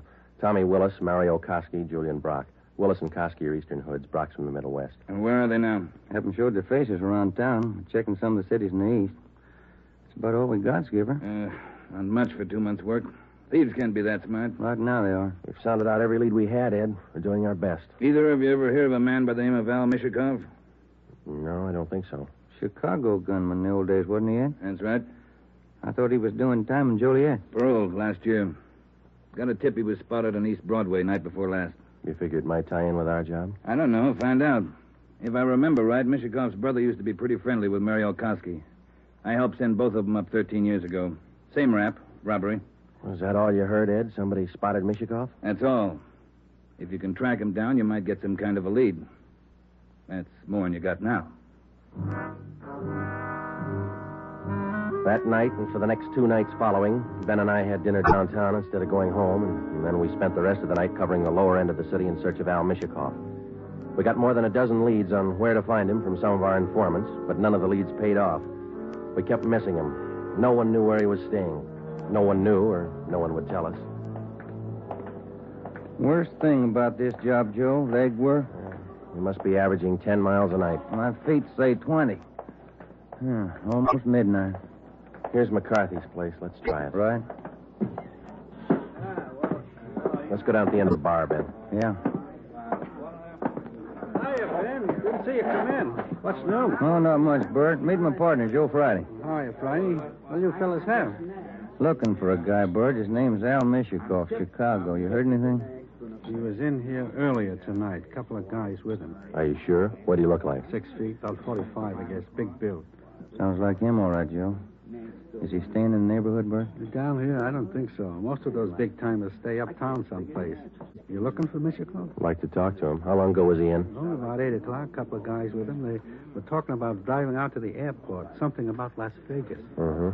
There's an 840 plane for Vegas, isn't there, Ben? I think so. 840, 850. I can't recall which. Bert, do you remember the exact time they left? Exactly. No. Say, there's one of the fellas that was with Mishikov down there in the middle of the bar. Which one, Bert? There. One with a sandy hair, big chin. See him? Yeah. Want to talk, Joe? Come on. And George, you know what he said? He said when he was in Vegas last week. Pardon me. Killing. Yeah, that's where... Pardon me. I'd like to talk to you a minute. Yeah, who are you? Police, Sergeant Friday. Oh, have a drink, Sergeant. No, thanks. I said I wanted to talk to you. Square John, huh? Wait a minute, George. Square John wants to talk to me. Come on outside. We can talk better out there. I ain't done nothing. What's the pitch? I got a right to know. Let's go. Outside. Maybe I don't want to go outside. I think you better. Come on. All right. Quit shoving, you dumb cop, shoving people around. What are you trying to do? Every sausage. All right, down this way. Car's parked up the next alley, Joe. Hey, look, what's this all about, huh? I got a right to know. You were seen with Al Mishikov tonight. Where is he? Who? Al Mishikov. You want us to spell it? I don't think you can spell your own name. Nobody's asking you to play smart. Where's Mishikov? Out of town. What do you care? Here's the car. All right, inside, you. No. Look, you got me wrong. I ain't done nothing. Where's Mishikov? You and some other guy drove to the airport with him tonight. Let's have it. I'm clear, I tell you. I just drove out with him, that's all. Where'd Mishikov go? Vegas. Took the plane for Vegas. When? About 8:30, 8:45. What's up, anyway? Who's the guy traveling with Mishikov? Nobody. Who's the guy traveling with Mishikov? Koski. I just met him tonight. Mario Koski, is that the guy? Yeah, I'm leveling. I ain't done nothing. Ben, get to a phone, call the office, contact Las Vegas police. Ask them to pick up Koski and Mishikov. When we got back to the office, we questioned the man we had picked up for almost 2 hours. His name was John Delmar, an ex-convict. He'd been paroled from Folsom Prison 2 months before after serving 3.5 years for burglary. He said Mishikov was looking for a man to work with him and Koski. He didn't specify the work. Delmar said he refused the offer, but they parted on friendly terms. He said Koski and Mishikov told him that they were going to Las Vegas for a few days, then return to Los Angeles. But when Ben and I checked back with the Las Vegas police the next morning, they reported that nobody answering the description of either Koski or Mishikov was seen arriving or leaving the airport.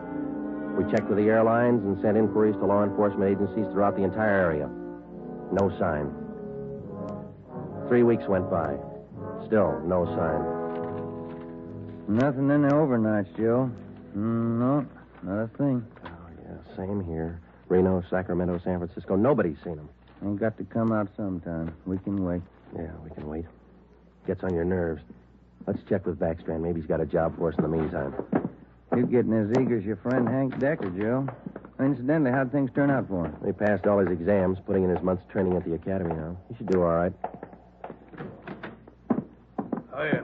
Hi, Mike. Skipper busy? Not in his office. Won't be in till afternoon. What's the matter? He's got a lecture at the police academy this morning. Thanks, Mike. Come on, Ben. Ben and I drove out to the police academy near Elysian Park. We went out to check with Ed Backstrand on the Blitz robberies, not to listen to his lecture. When we walked into the classroom, he was just finishing up, so we sat in the back of the room and listened. It was a pretty good speech. Because of the alertness of the arresting officer, his talent for memorizing detail, and his knowledge of how a criminal acts under a given set of circumstances, the arrest was made. Well, that's about it, gentlemen. Thank you for your attention. Now, when I ran this speech over at home, my wife said it wasn't a very good talk, but at least it came out on time. Now it seems I'm 2 minutes short, so I guess I failed on both counts. If I may, I'd like to use the few minutes that are left to tell you what I think of being a cop after 24 years. For one reason or other, you men have chosen the career of a police officer. Well, let me tell you right now, without any qualifications, it's a thankless job. Maybe you can't see it now. Maybe you think I'm exaggerating. But when you graduate next week and get that uniform on, your whole lives are going to change. You're going to lose friends, a lot of them. They'll want parking tickets fixed, some other favors. You'll have to turn them down. so you'll be a heel, a fathead. When you're on the beach, you're going to meet the cream of society and the scum, the lowest. Sometimes you won't be able to tell the difference. Some of you will have to work with thugs, two-bit gangsters, dope addicts, cheap women, all the human garbage you can find in a big city. You'll come home at night and take a shower to wash off the dirt, but you still won't feel clean. That's the job. When you buy a box of candy and bring it home for your anniversary, the neighbors will say you chiseled it. When you save up a few dollars and buy a new car or some furniture for the house, it's graft. People are going to want favors. They'll offer you things, a free beer or a new dress for your wife. If you take it, you're a chiseler. If you don't, you're a tough cop. Well, here's a piece of advice. Take nothing from anyone, no matter how good a friend he is. Pay for everything you get and don't ask favors. Treat everybody alike, no matter what they look like or what they believe in. You don't play favorites. There are going to be times when a few men in the department get out of line. The newspapers will play it up because it makes good reading, and the average John public will love it, because that's the only way he can pay you back for that traffic ticket you gave him. Being a good cop is a hard job, but it's a good one. Let me warn you just once more. It's one of the most thankless jobs on earth. That's all, gentlemen.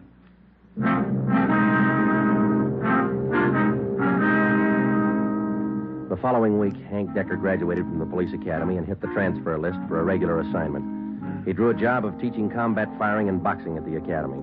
He didn't like it, so he put in a request for a transfer and waited. For the next 6 weeks, Ben and I waited, too, for some sign of the Blitz bandits. There wasn't any. The only possible suspects, Mario Koski and Al Mishikoff, had disappeared completely. We kept a close check on every possible avenue of information. Still, no sign. Ben and I were transferred to the night watch on robbery for a few weeks, and that gave Hank Decker a chance to drop in and visit with us a couple of hours when he went off duty at the academy. He was still as eager as ever. Hi, Ben. Joe, anything new? Hi, Hank. Nothing here. What about the academy? Oh, big news. What's up? Getting a transfer starting next Monday. Going to start on a beat. Thought you were all tied up with that boys' club you started out there. Oh, I was, but Hanson's going to take over when I leave. The kids sure love it. Free swimming in the pool, boxing lessons. We teach them everything. Where's your beat going to be, huh? Central, right in the downtown district. Might learn something, huh? You'll learn a lot if you want to forget most of it. Look, it's 7:15. Don't you ever go home for dinner, Hank? Oh, getting the wife used to it. This new shift's going to be night work, you know. Wait till you're on it for a year, and then you tell us how you like it. A year? I want to be in the detective bureau after a year. Well, you're not even going to last a year if you don't get home to dinner. Your wife's called twice this week already. She calls me. Okay, when did she call tonight? She hasn't yet. Oh, I guess I better head her off. Let me know if anything breaks, huh, Joe? I'd like to tag along. Okay, Hank. Well, on your way. Okay, good night. So long. Good night. Yeah. How eager can you get? Were we like that when we started? Not me. I never had that much energy at one time my whole life. Hot shot, Joe. I'll get it. At 767 East Broadway, a liquor store, 211 and slugging. At 767 East Broadway, a liquor store, 211 and... 767 East Broadway, 211, liquor store. Let's go.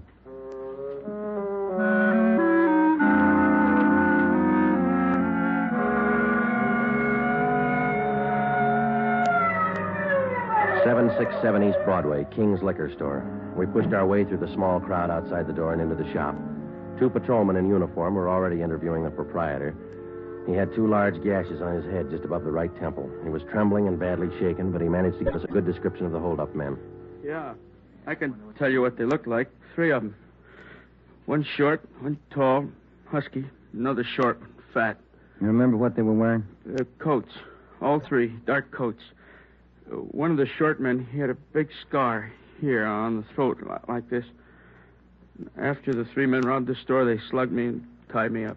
Turner, this man's hurt. You call an ambulance? On the way, Sergeant. That's fine. We have just one more question, Mr. King. Here's a handful of pictures. We'd like you to tell us if any one of these men were in the gang that held you up tonight. Let me look. There you are. Take your time. No, not him. No. Oh, this one. Here. He took the money from the register. Would you look through the rest, please? Are there any more? Let me see again. No. Oh, here. Another one. The fat one with the scar. This is him. I think he's the one that slugged me. Thanks, Mr. King. Here's our card. We'll be contacting you later. Turner, will you and your partner take the crime report? We got some checking to do. Right, Sergeant. Thanks. Come on, Ben. Yeah. Koski and Mishikoff. You picked out both of them, Joe. Yeah, he certainly did, didn't he? Attention all units. Attention all units. Wait a minute. The southeast corner of Broadway and East 3rd, a liquor store and restaurant, 211, code 3. All units. The southeast corner of Broadway. Come on, Ben, let's roll. and East 3rd.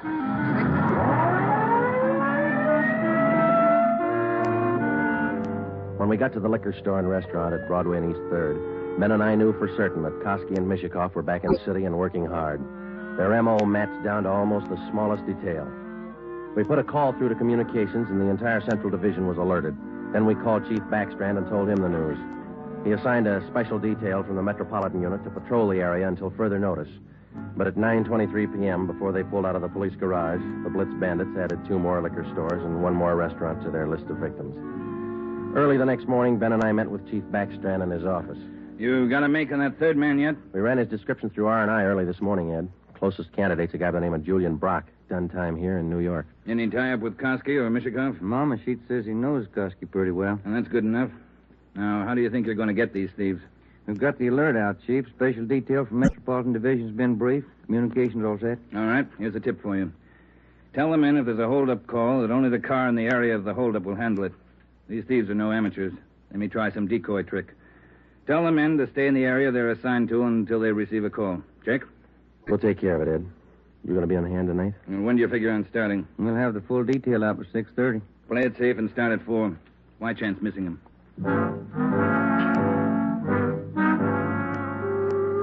At 3:30 that afternoon, we left the police garage with a special detail from Metropolitan Division, and we started to cruise the central area. We weren't looking for any action the first few hours, and we didn't get any.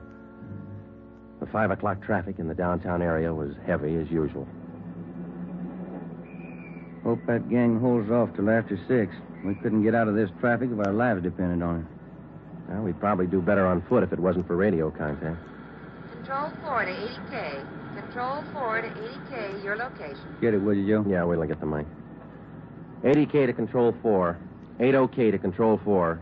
Our location on Spring Street between 2nd and 3rd. 80K, stand by. 80K, call your office code 2. Call your office code 2, KMA 367.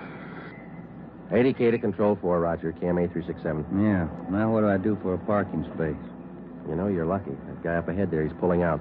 Good. That hasn't happened to me in 6 months. Okay, hold on, Ben. I'll be back in a minute. Yeah.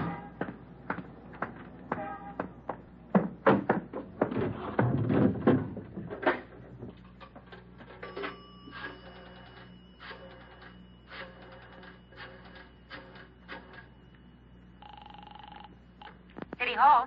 2511. 2511.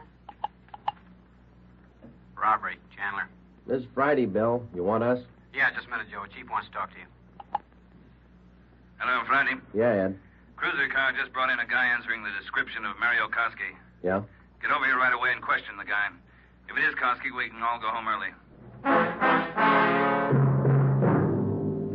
Ben and I went back to the office and questioned the man who gave his name as Conrad Larkin.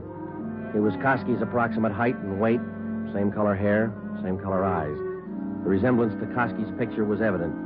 We questioned him thoroughly about the Blitz robberies, and then we checked out his fingerprints.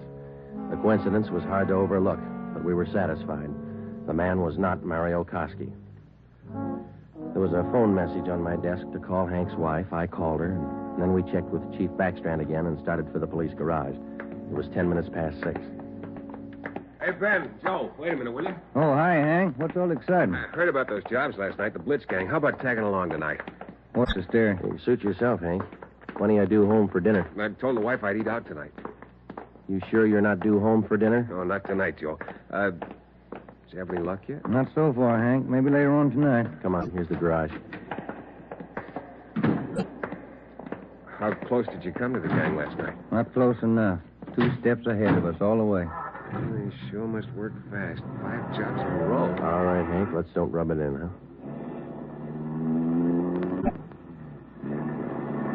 Ben, watch it, will you? Yeah. Woman driver. How about it, Joe? You think I can make the outfit? You can talk to Ed Backstrand. He might get you a transfer after a while. Yeah, I might try it. Joe, look across the street. There's a guy coming out of the bar. Where? In front of the bar. He's standing there. Guy in the dark coat, you see? Yeah. 2 other guys behind him. Who is it? I can't be sure. Ben, you better pull up. Husky. Looks just like his picture. All right. Come on. All right, hold it, mister. We want to talk to you. Run for it, Al. Cover. Watch it, Joe. Hank, get down. Get down. 2 of them down, Ben. Other one up alley. Let's go. Did they get Hank? Yeah. All right, hold it right here. All right, Husky. Throw out your gun and come out with your hands up. All right, let's return the fire. Come on.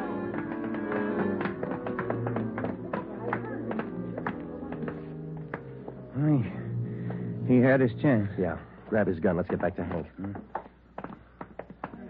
Did you get the guns from the other 2? Yeah, they're dead. Hank got them both.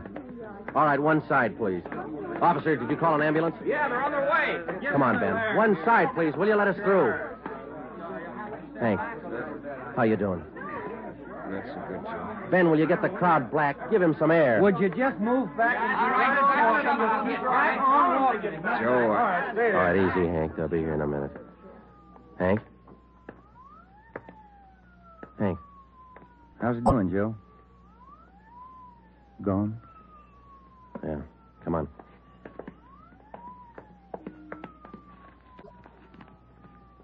What have you got, Joe? Phone message from Hank's wife. For you? Yeah. You returned the call? Before we left the office. What was it? She wanted me to remind Hank. He was due home for dinner at 7 o'clock.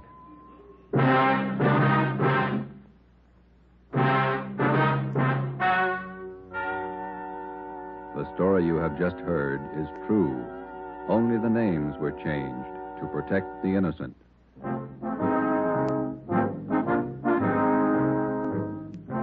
You have just heard the 12th in a new series of authentic cases from official files. Technical advice for Dragnet is furnished by the Los Angeles Police Department.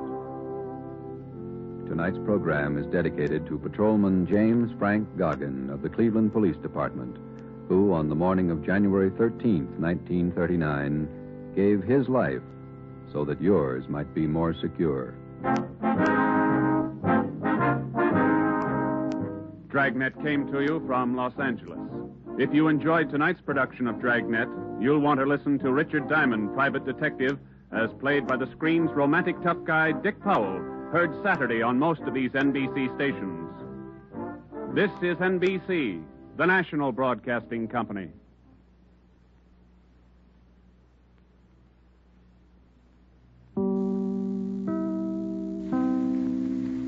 Here is another in NBC's great parade of new shows.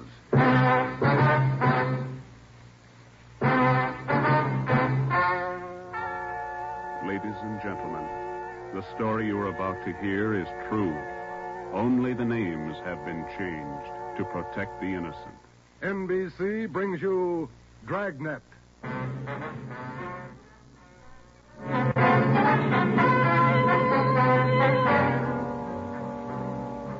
You're a detective sergeant. You're assigned to auto theft detail. In 3 months, more than 250 cars have been broken into. Property mounting well into thousands of dollars has been stolen. 2 youthful members of the gang have been apprehended. The all-important brains of the criminal ring, the leaders, are still at large. Your job, get them. Dragnet, the documented drama of an actual crime, investigated and solved by the men who unrelentingly stand watch on the security of your home, your family, and your life. For the next 30 minutes, in cooperation with the Los Angeles Police Department, you will travel step by step on the side of the law through an actual case from official police files. From beginning to end, from crime to punishment, Dragnet is the story of your police force in action. It was Monday, March 2nd. It was cold in Los Angeles. We were working the night shift out of auto theft. My partner's Ben Romero. The boss is Ed Backstrand, chief of detectives.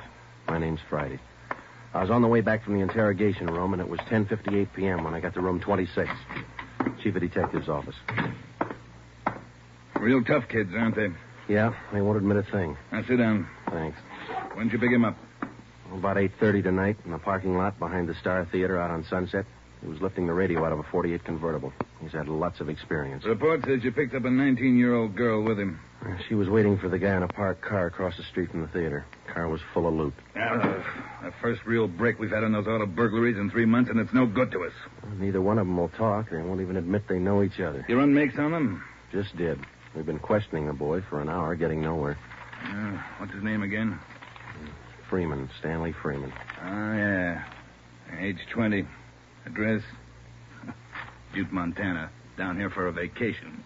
He doesn't lie very well, Ed. He's never been to Butte, Montana in his life. Knows less about the town than I do. Well, get to him. Right, Ed. Where'd you put the girl? We had a policewoman take her to our office. We can talk to her when we finish with the boy. Well, what's her story? Hasn't any. She won't even open her mouth. 19 years old, probably needs a good spanking. Now get him to talk. Right.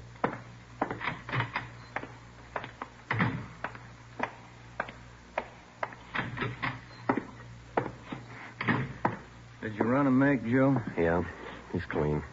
Get wise, huh, Flatfoot? Look, you're in a bad spot, son. That kind of talk isn't going to help. Says you. We caught you red-handed trying to steal a radio that didn't belong to you from a car it didn't belong to you. Is that right? That's enough to send you to San Quentin, boy. You better give us the story. Shut up. We've got all the evidence we need for him. Maybe you don't realize how serious this is. We've had more than 250 car burglaries in this city in the past 3 months. Over $200,000 worth of property's been stolen. That's a lot of money. So what? So you're the number one suspect, young fella. Your method of operation in breaking into that car tonight is the same used in most of the other burglaries. That means you're not going to be tried just for this job tonight. What are you getting at, Flatfoot? Listen, son. In the state of California, breaking into a locked car is a felony. You can go to state penitentiary for that. And we're going to file a complaint of burglary with the district attorney in the morning. You say you're from Butte, Montana. All right, I don't believe you, but we'll make sure. Ben, go down to our office and call the news photographers. Stanley here is going to have his picture on the front page of every newspaper in Los Angeles tomorrow. Right, Joe? No. You can't. I won't let you. I got my rights. What's the matter, youngster? Everybody wants his picture in the paper. Yeah, well, I don't. I won't let him. We got your picture already for him, remember? They took it when they fingerprinted you. You can't use it. You can't. I'll get a lawyer. Reporters will be over in a couple of minutes. We have to give them your story and your picture, too. This one. You won't. You won't. Give it to me. All right. Give it to All me. right, Freeman, get your hands off him. Now, sit down. All right. Now let's have it straight. Don't let him use the picture. Don't let him. You can't. You can't. We got to have the truth, son. Now, look, you're 20 years old. You know right from wrong. You'll have to take your medicine. If you cooperate, we'll do all we can to help. Oh, I live out in the Wilshire district. All I wanted was a little extra money. We didn't take much. We didn't think it was so wrong. It was stealing, Freeman. You know that's wrong. Where do you live out there? Piper Avenue. 821 Piper. You won't give him my picture. You live there with your family? Yeah, my mother. Father's dead. Promise me you won't give him the picture. My mother, she'd see it. Promise me. You're working with a gang on those auto burglaries. We know that. Now, who are they? Where are they? And what's the setup? I can't. They'd get me for it. Who'd get you? I can't tell you. I can't. Who's your girlfriend, Stanley? The one you were with tonight? Joanne. Joanne Miller. Where does she live? Piper Avenue, same as me. Lives on the same block, 866. Is that her home? She live there with her folks? Yeah. Mother and father. They work. And you got her into this. Isn't that the story she gave us, Ben? I did not. I didn't. It was her. She said a bunch of kids were doing it. It was quick money, something to do at night. She started it. All right, Romero. I'll go see the girl. You stay here with Freeman. Right, Joe. Just stay put in that chair for him.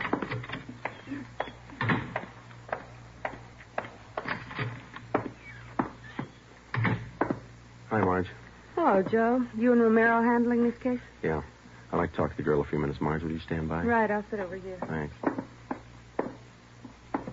All right, miss. What's your name, age, and address? I told this lady cop 15 minutes ago I'm not saying anything. All right, then we'll tell you. Your name's Joanne Miller. You live at 866 Piper Avenue. You live with your father and mother. Both of them work. You're a liar. That's not me. You're 19 years old. You live on the same block as your boyfriend, Stanley Freeman, and you're the one who got him mixed up in this gang. Isn't that right? No, it's not right. It's not. I didn't do anything. Well, that's only half the story. Freeman told us everything. You want to hear the rest? No. Stan wouldn't tell you. He wouldn't. He told us how you got him mixed up in it. Quick money. That's what you told him, didn't you? No, it was him. I can prove it. The rest of the kids will tell you. He got me in this. Ask them, they'll tell you. It was Stanley and Fred Milford and George Jansen. They started it, all three of them. All right. Will you tell the story to a police stenographer? I'll tell him everything. He's not blaming this on me. Marge, will you go get the stenographer? Right. Now, how many persons in this gang of yours? Oh, about 10 or 12. And it's not my gang either. He got me into this, and now he's trying to lie his way out, blaming me. How long you been doing this, burglarizing cars? Me? Oh, only about 2 weeks. It was supposed to be fun, something to do at night. The rest of them been at it a couple of months. Who's the head of the gang? I told you, it's him, Stanley, and Fred Milford and Jansen, all three. I only started going out with him 2 weeks ago, maybe less. All right, Joanne. Tell it to the stenographer the same way. Stenographer will be in a minute, Joe. Okay, Marge, thanks. Stay with her. Right, Joe.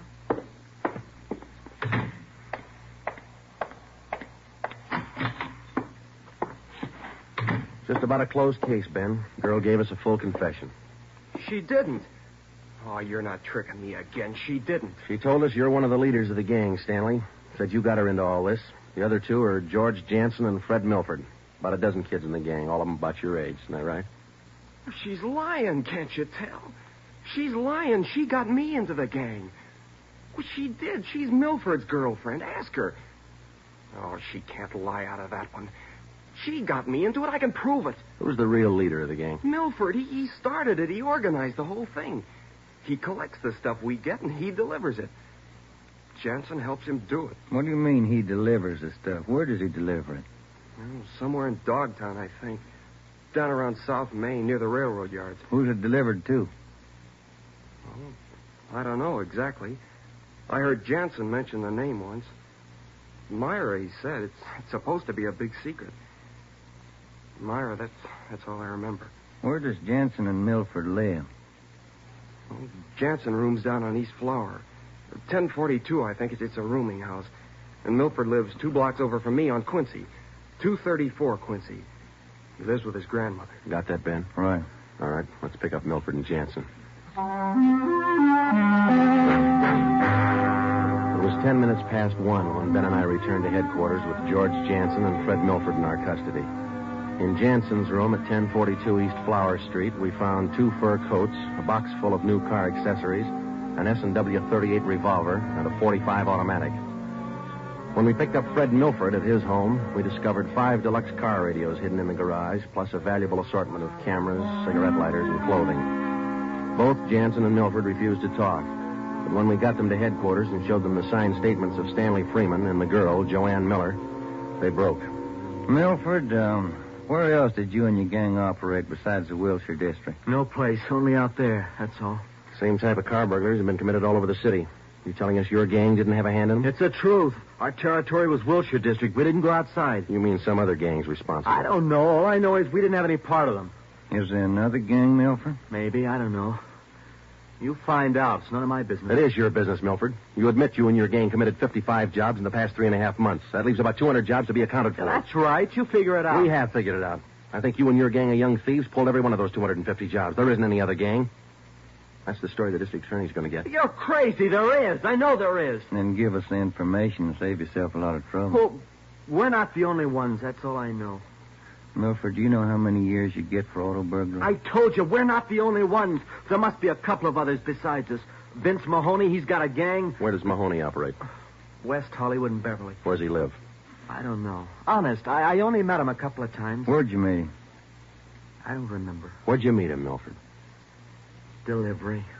I met him down at the delivery place a couple of nights. When you delivered the property you stole from cars, is that right? Yeah. Where was that? Down by the railroad yards. Where? Chavez Street. It's a little alley off East Main. Who'd you deliver the stuff to? I told you her name's Myra. That's all I know. We meet her and some guy on Tuesday nights. We give them the stuff and they pay us off. Mahoney delivers the same night I do. Do you meet her every Tuesday night? Yeah. You're going to meet her this Tuesday, tomorrow night? I don't know. I guess so. Same place? Yeah. Are you the only one she deals with? Sometimes Joanne. Near Joanne. I know what you're thinking. You want to use me to trap Myra. Well, what's it worth? You know better than that. How about it, Milford? Oh, what else can I do? Give me another cigarette. By 3:30 that morning, the signed statements and confessions were piling up fast.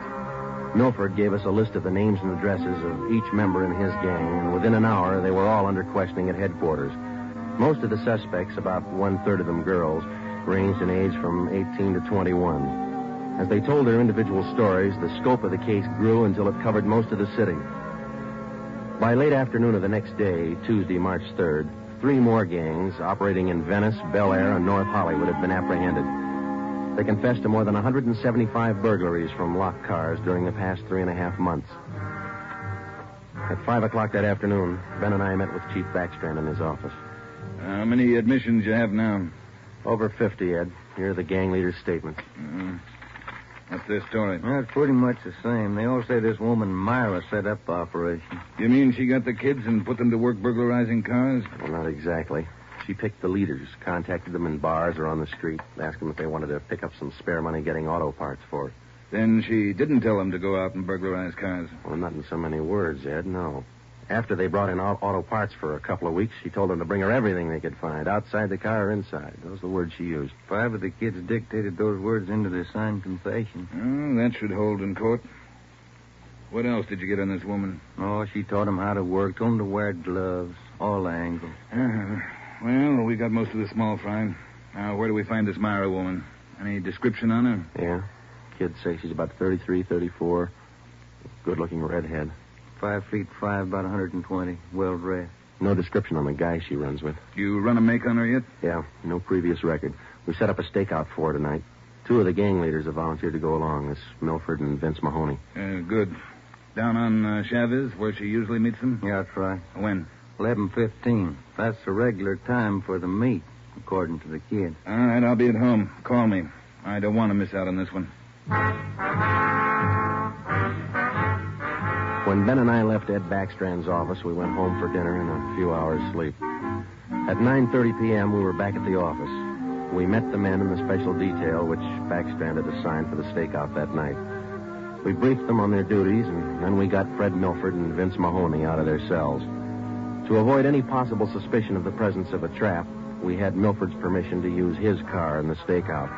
The car which he had said he had driven to the delivery meetings with the woman Myra at least a dozen times before. We arrived at the stakeout area, Chavez Alley in East Main, at 9:58. The meeting was scheduled for 11:15. The moon was out, but the sky was overcast, and there was a cold wind blowing from the east. Hey, what time you got, Sergeant? About 10. Why, Milford? Getting nervous? No, I'm just wondering. How you cops going to rig this thing? In just a couple of minutes, we're going to plant you 2 in Milford's car, parked up there in the alley. Now, you stay there until Myra shows up. We'll do the rest. Yeah, I know, but what'll we say? Suppose she asks for some stuff. We ain't got any. You won't need any. You won't have much time for talking. Suppose she wises up. Maybe she'll pull a gun. Maybe. Does she carry one? No, never saw her with one. Don't worry, Milford. We'll make sure you're not in danger. She's got an awful temper, that redhead. Got mad at me once when I squawked at the prices she was paying us for radios. What was she paying you, Mahoney? For an 8-tube radio, good shape, $7. She got all the gravy and you got all the grief. You're not kidding.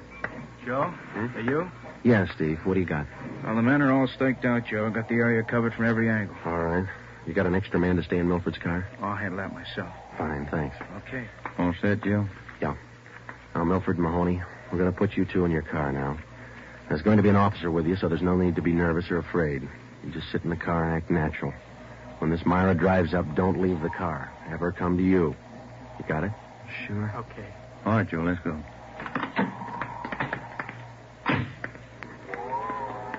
Sure Sure is cold out. I don't even have a heater in my car. You stole enough of them. Okay, Steve, here they are. All right, boys. Milford, get in first behind the wheel. Okay. Mahoney in the middle. Now sit in the back. We'll be parking that garage across the street, Steve. Got a perfect view of the alley. Okay, Ben. Check with you later. Right. Mean night, Joe. Yeah, come on.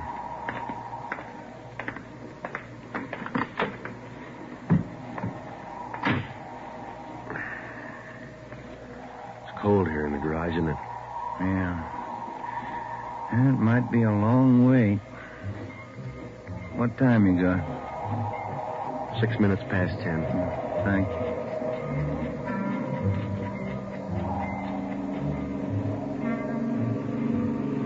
Hey, Joe. What is it? It's nothing. Thought that passing car was turning in the alley. Relax. It's early. Lonely place. Dark. Gets on your nerves.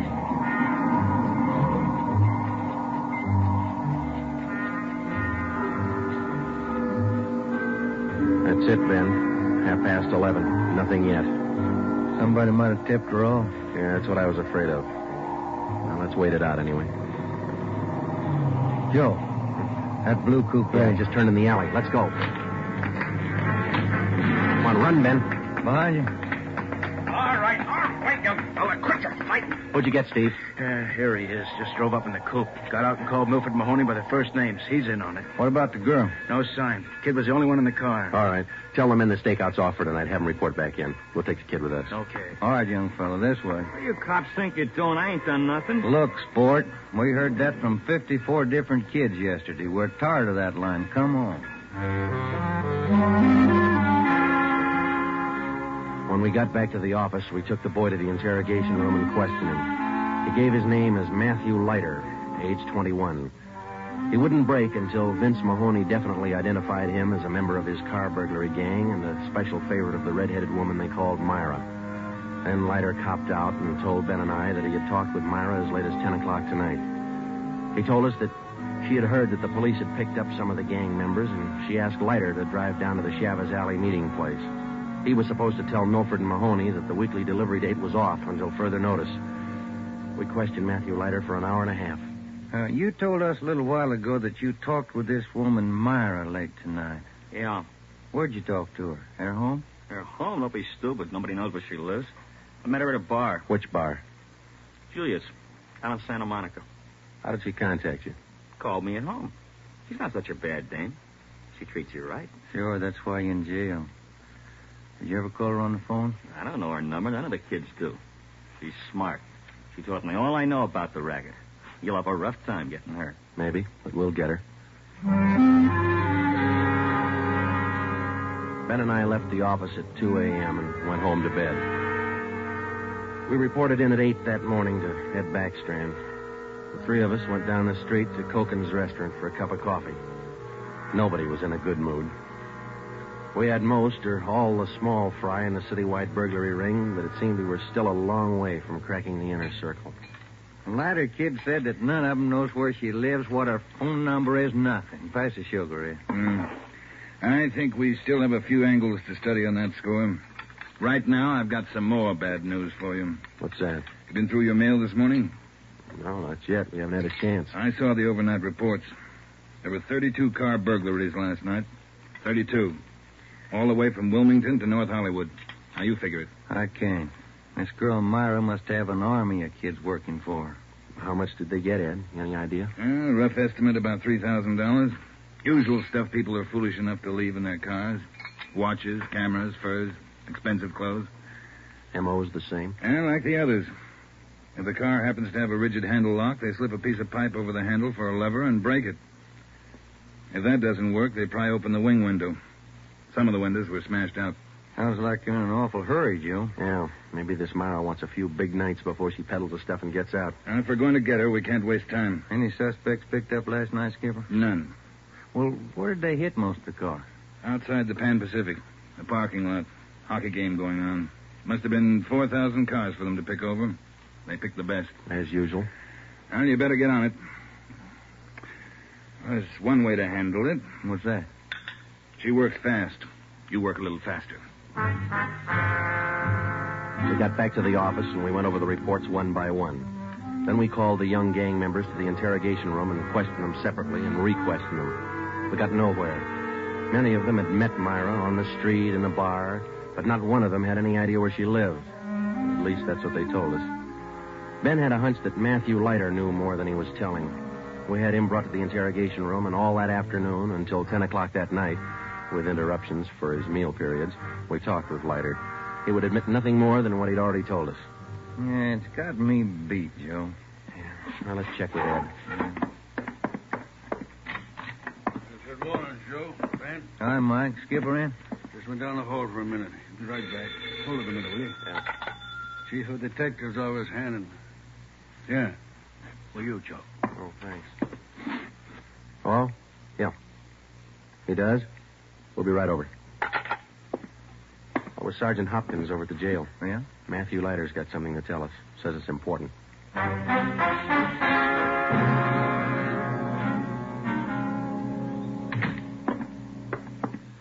Have a chair here, Leiter. Yeah, thanks. All right. You wanted to see us. I'm getting even with that dame Myra. I'm squaring with you. Yeah? She told me if I was picked up, she'd have me out in a couple of hours. She promised me a lawyer if anything happened. Said she'd get me bail. All right. Where can we find her? I don't know if she's there now, but you can find out at Francisco Motors. Big used car lot. Garage, too. It's out on Melrose past La Cienega. What's the tie-up? That's where she fenced most of the stuff we stole. Some old guy she buddies with runs the place. Big shop in the back. Store a lot of hot stuff there. Barney, Yes, Sergeant? we're through with them. Take them back. We checked with Chief Backstrand, and then we drove out to the Francisco Motor Company. We located it on the corner of Melrose and Geneva Avenue. It was a big layout. It consisted of a large used car lot sign bannering the slogan, Deluxe Auto Accessories, lowest prices in town. Along the back end of the lot, there was a large L-shaped garage. We found the man in charge, and he gave his name as Paul Hackett, the owner of the car lot. In the garage, we found the entrance to a large back storeroom. It was loaded with thousands of dollars worth of auto radios, spotlights, cratefuls of assorted car accessories. Special closets built into the walls of the garage contain racks of fur coats, suits, dresses. Below that, smaller boxes containing watches and cameras, all wrapped in tissue paper. You can save all of us a lot of time and trouble by talking to us now, Mr. Hackett. Where is Myra? I don't know who you're talking about. I don't know what you're talking about. Can you explain what we just found in your garage? I didn't know it was there. I didn't know it was stolen. Well, which is it, Mr. Hackett? Make up your mind. I bought it, but I didn't know it was stolen. You can't prove I did know. I think we can prove it, Mr. Hackett. Some of those stolen car radios stored back there, the serial numbers are filed off, and this workbench here is full of filings. I didn't know. You'll have to do better than that. How does Myra figure in? I don't know. I don't know what you're talking about. It's all right with us, Hackett. We found the stuff and we got you. If we don't find Myra, you'll be doing time for two people. Stand still. You can't. You can't do this to me. I don't know anything about it. Come on, Hackett. We're taking you in.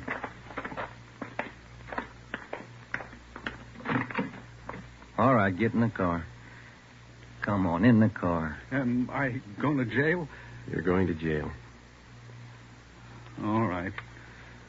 I'll take you to Myra. Hackett told us that Myra lived at 1345 Munich Drive in Beverly Hills. He said that he was Myra's husband. He told us that he'd been in a legitimate garage business for 10 years before he married Myra. She talked him into the racket. He identified 1345 Munich Drive as their home. When we got there, we found stores of stolen property similar to those found in the garage. Myra was not there. Hackett had no idea where she might be. We sat down in the living room and waited.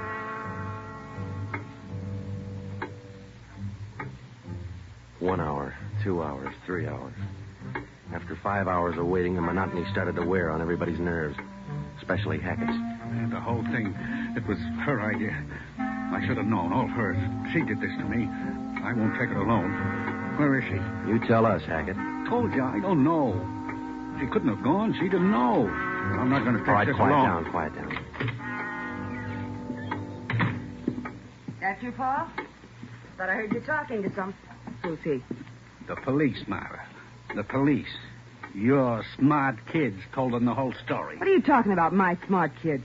What are these cops All doing here in the right, living that's enough. Get your dirty hands off me. Get away. Kids are right, Joe. She got a temper. Yeah. Who do you think you're... There, that ought to hold you for a while. All right, come on, you two. Let's go. All right, copper. You win. Stupid husbands. How many times did I tell you? Don't touch those kids. Don't store their stuff in the garage. Don't open it for anybody. Get a lawyer. No, you knew better. Dumb jerk. The idea of having those cops camping in the living room waiting for me. Why didn't you warn me? I'm going to divorce you. That's what I'm going to do. I'll stick you for plenty. Jerk. All right, inside, you two.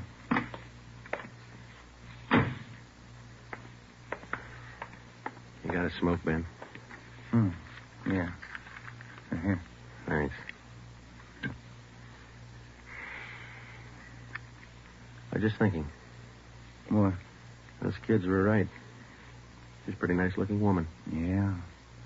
Nice face. Beautiful figure. Mm-hmm. Sure talks a lot, though, doesn't she? Yeah. Hey, Joe, remind me to take home some flowers to my wife tonight, will you?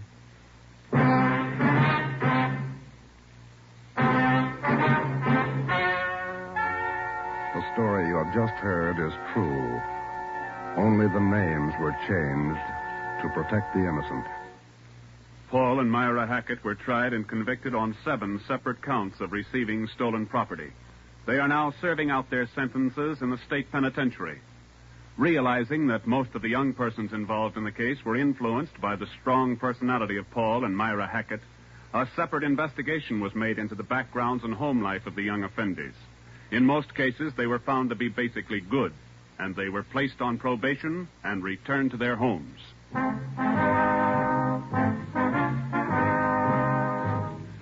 You have just heard the 13th in a new series of authentic cases from official files. Technical advice for Dragnet comes from the office of W.A. Wharton, Acting Chief of Police, Los Angeles Police Department. Tonight's program is dedicated to Detective Harry William Vosper of the Seattle, Washington Police Department, who on the night of July 21st, 1949, gave his life so that yours might be more secure. Dragnet came to you from Los Angeles. And now, an important announcement. Starting this Saturday, September 3rd, Dragnet will be heard at a new time over your NBC station.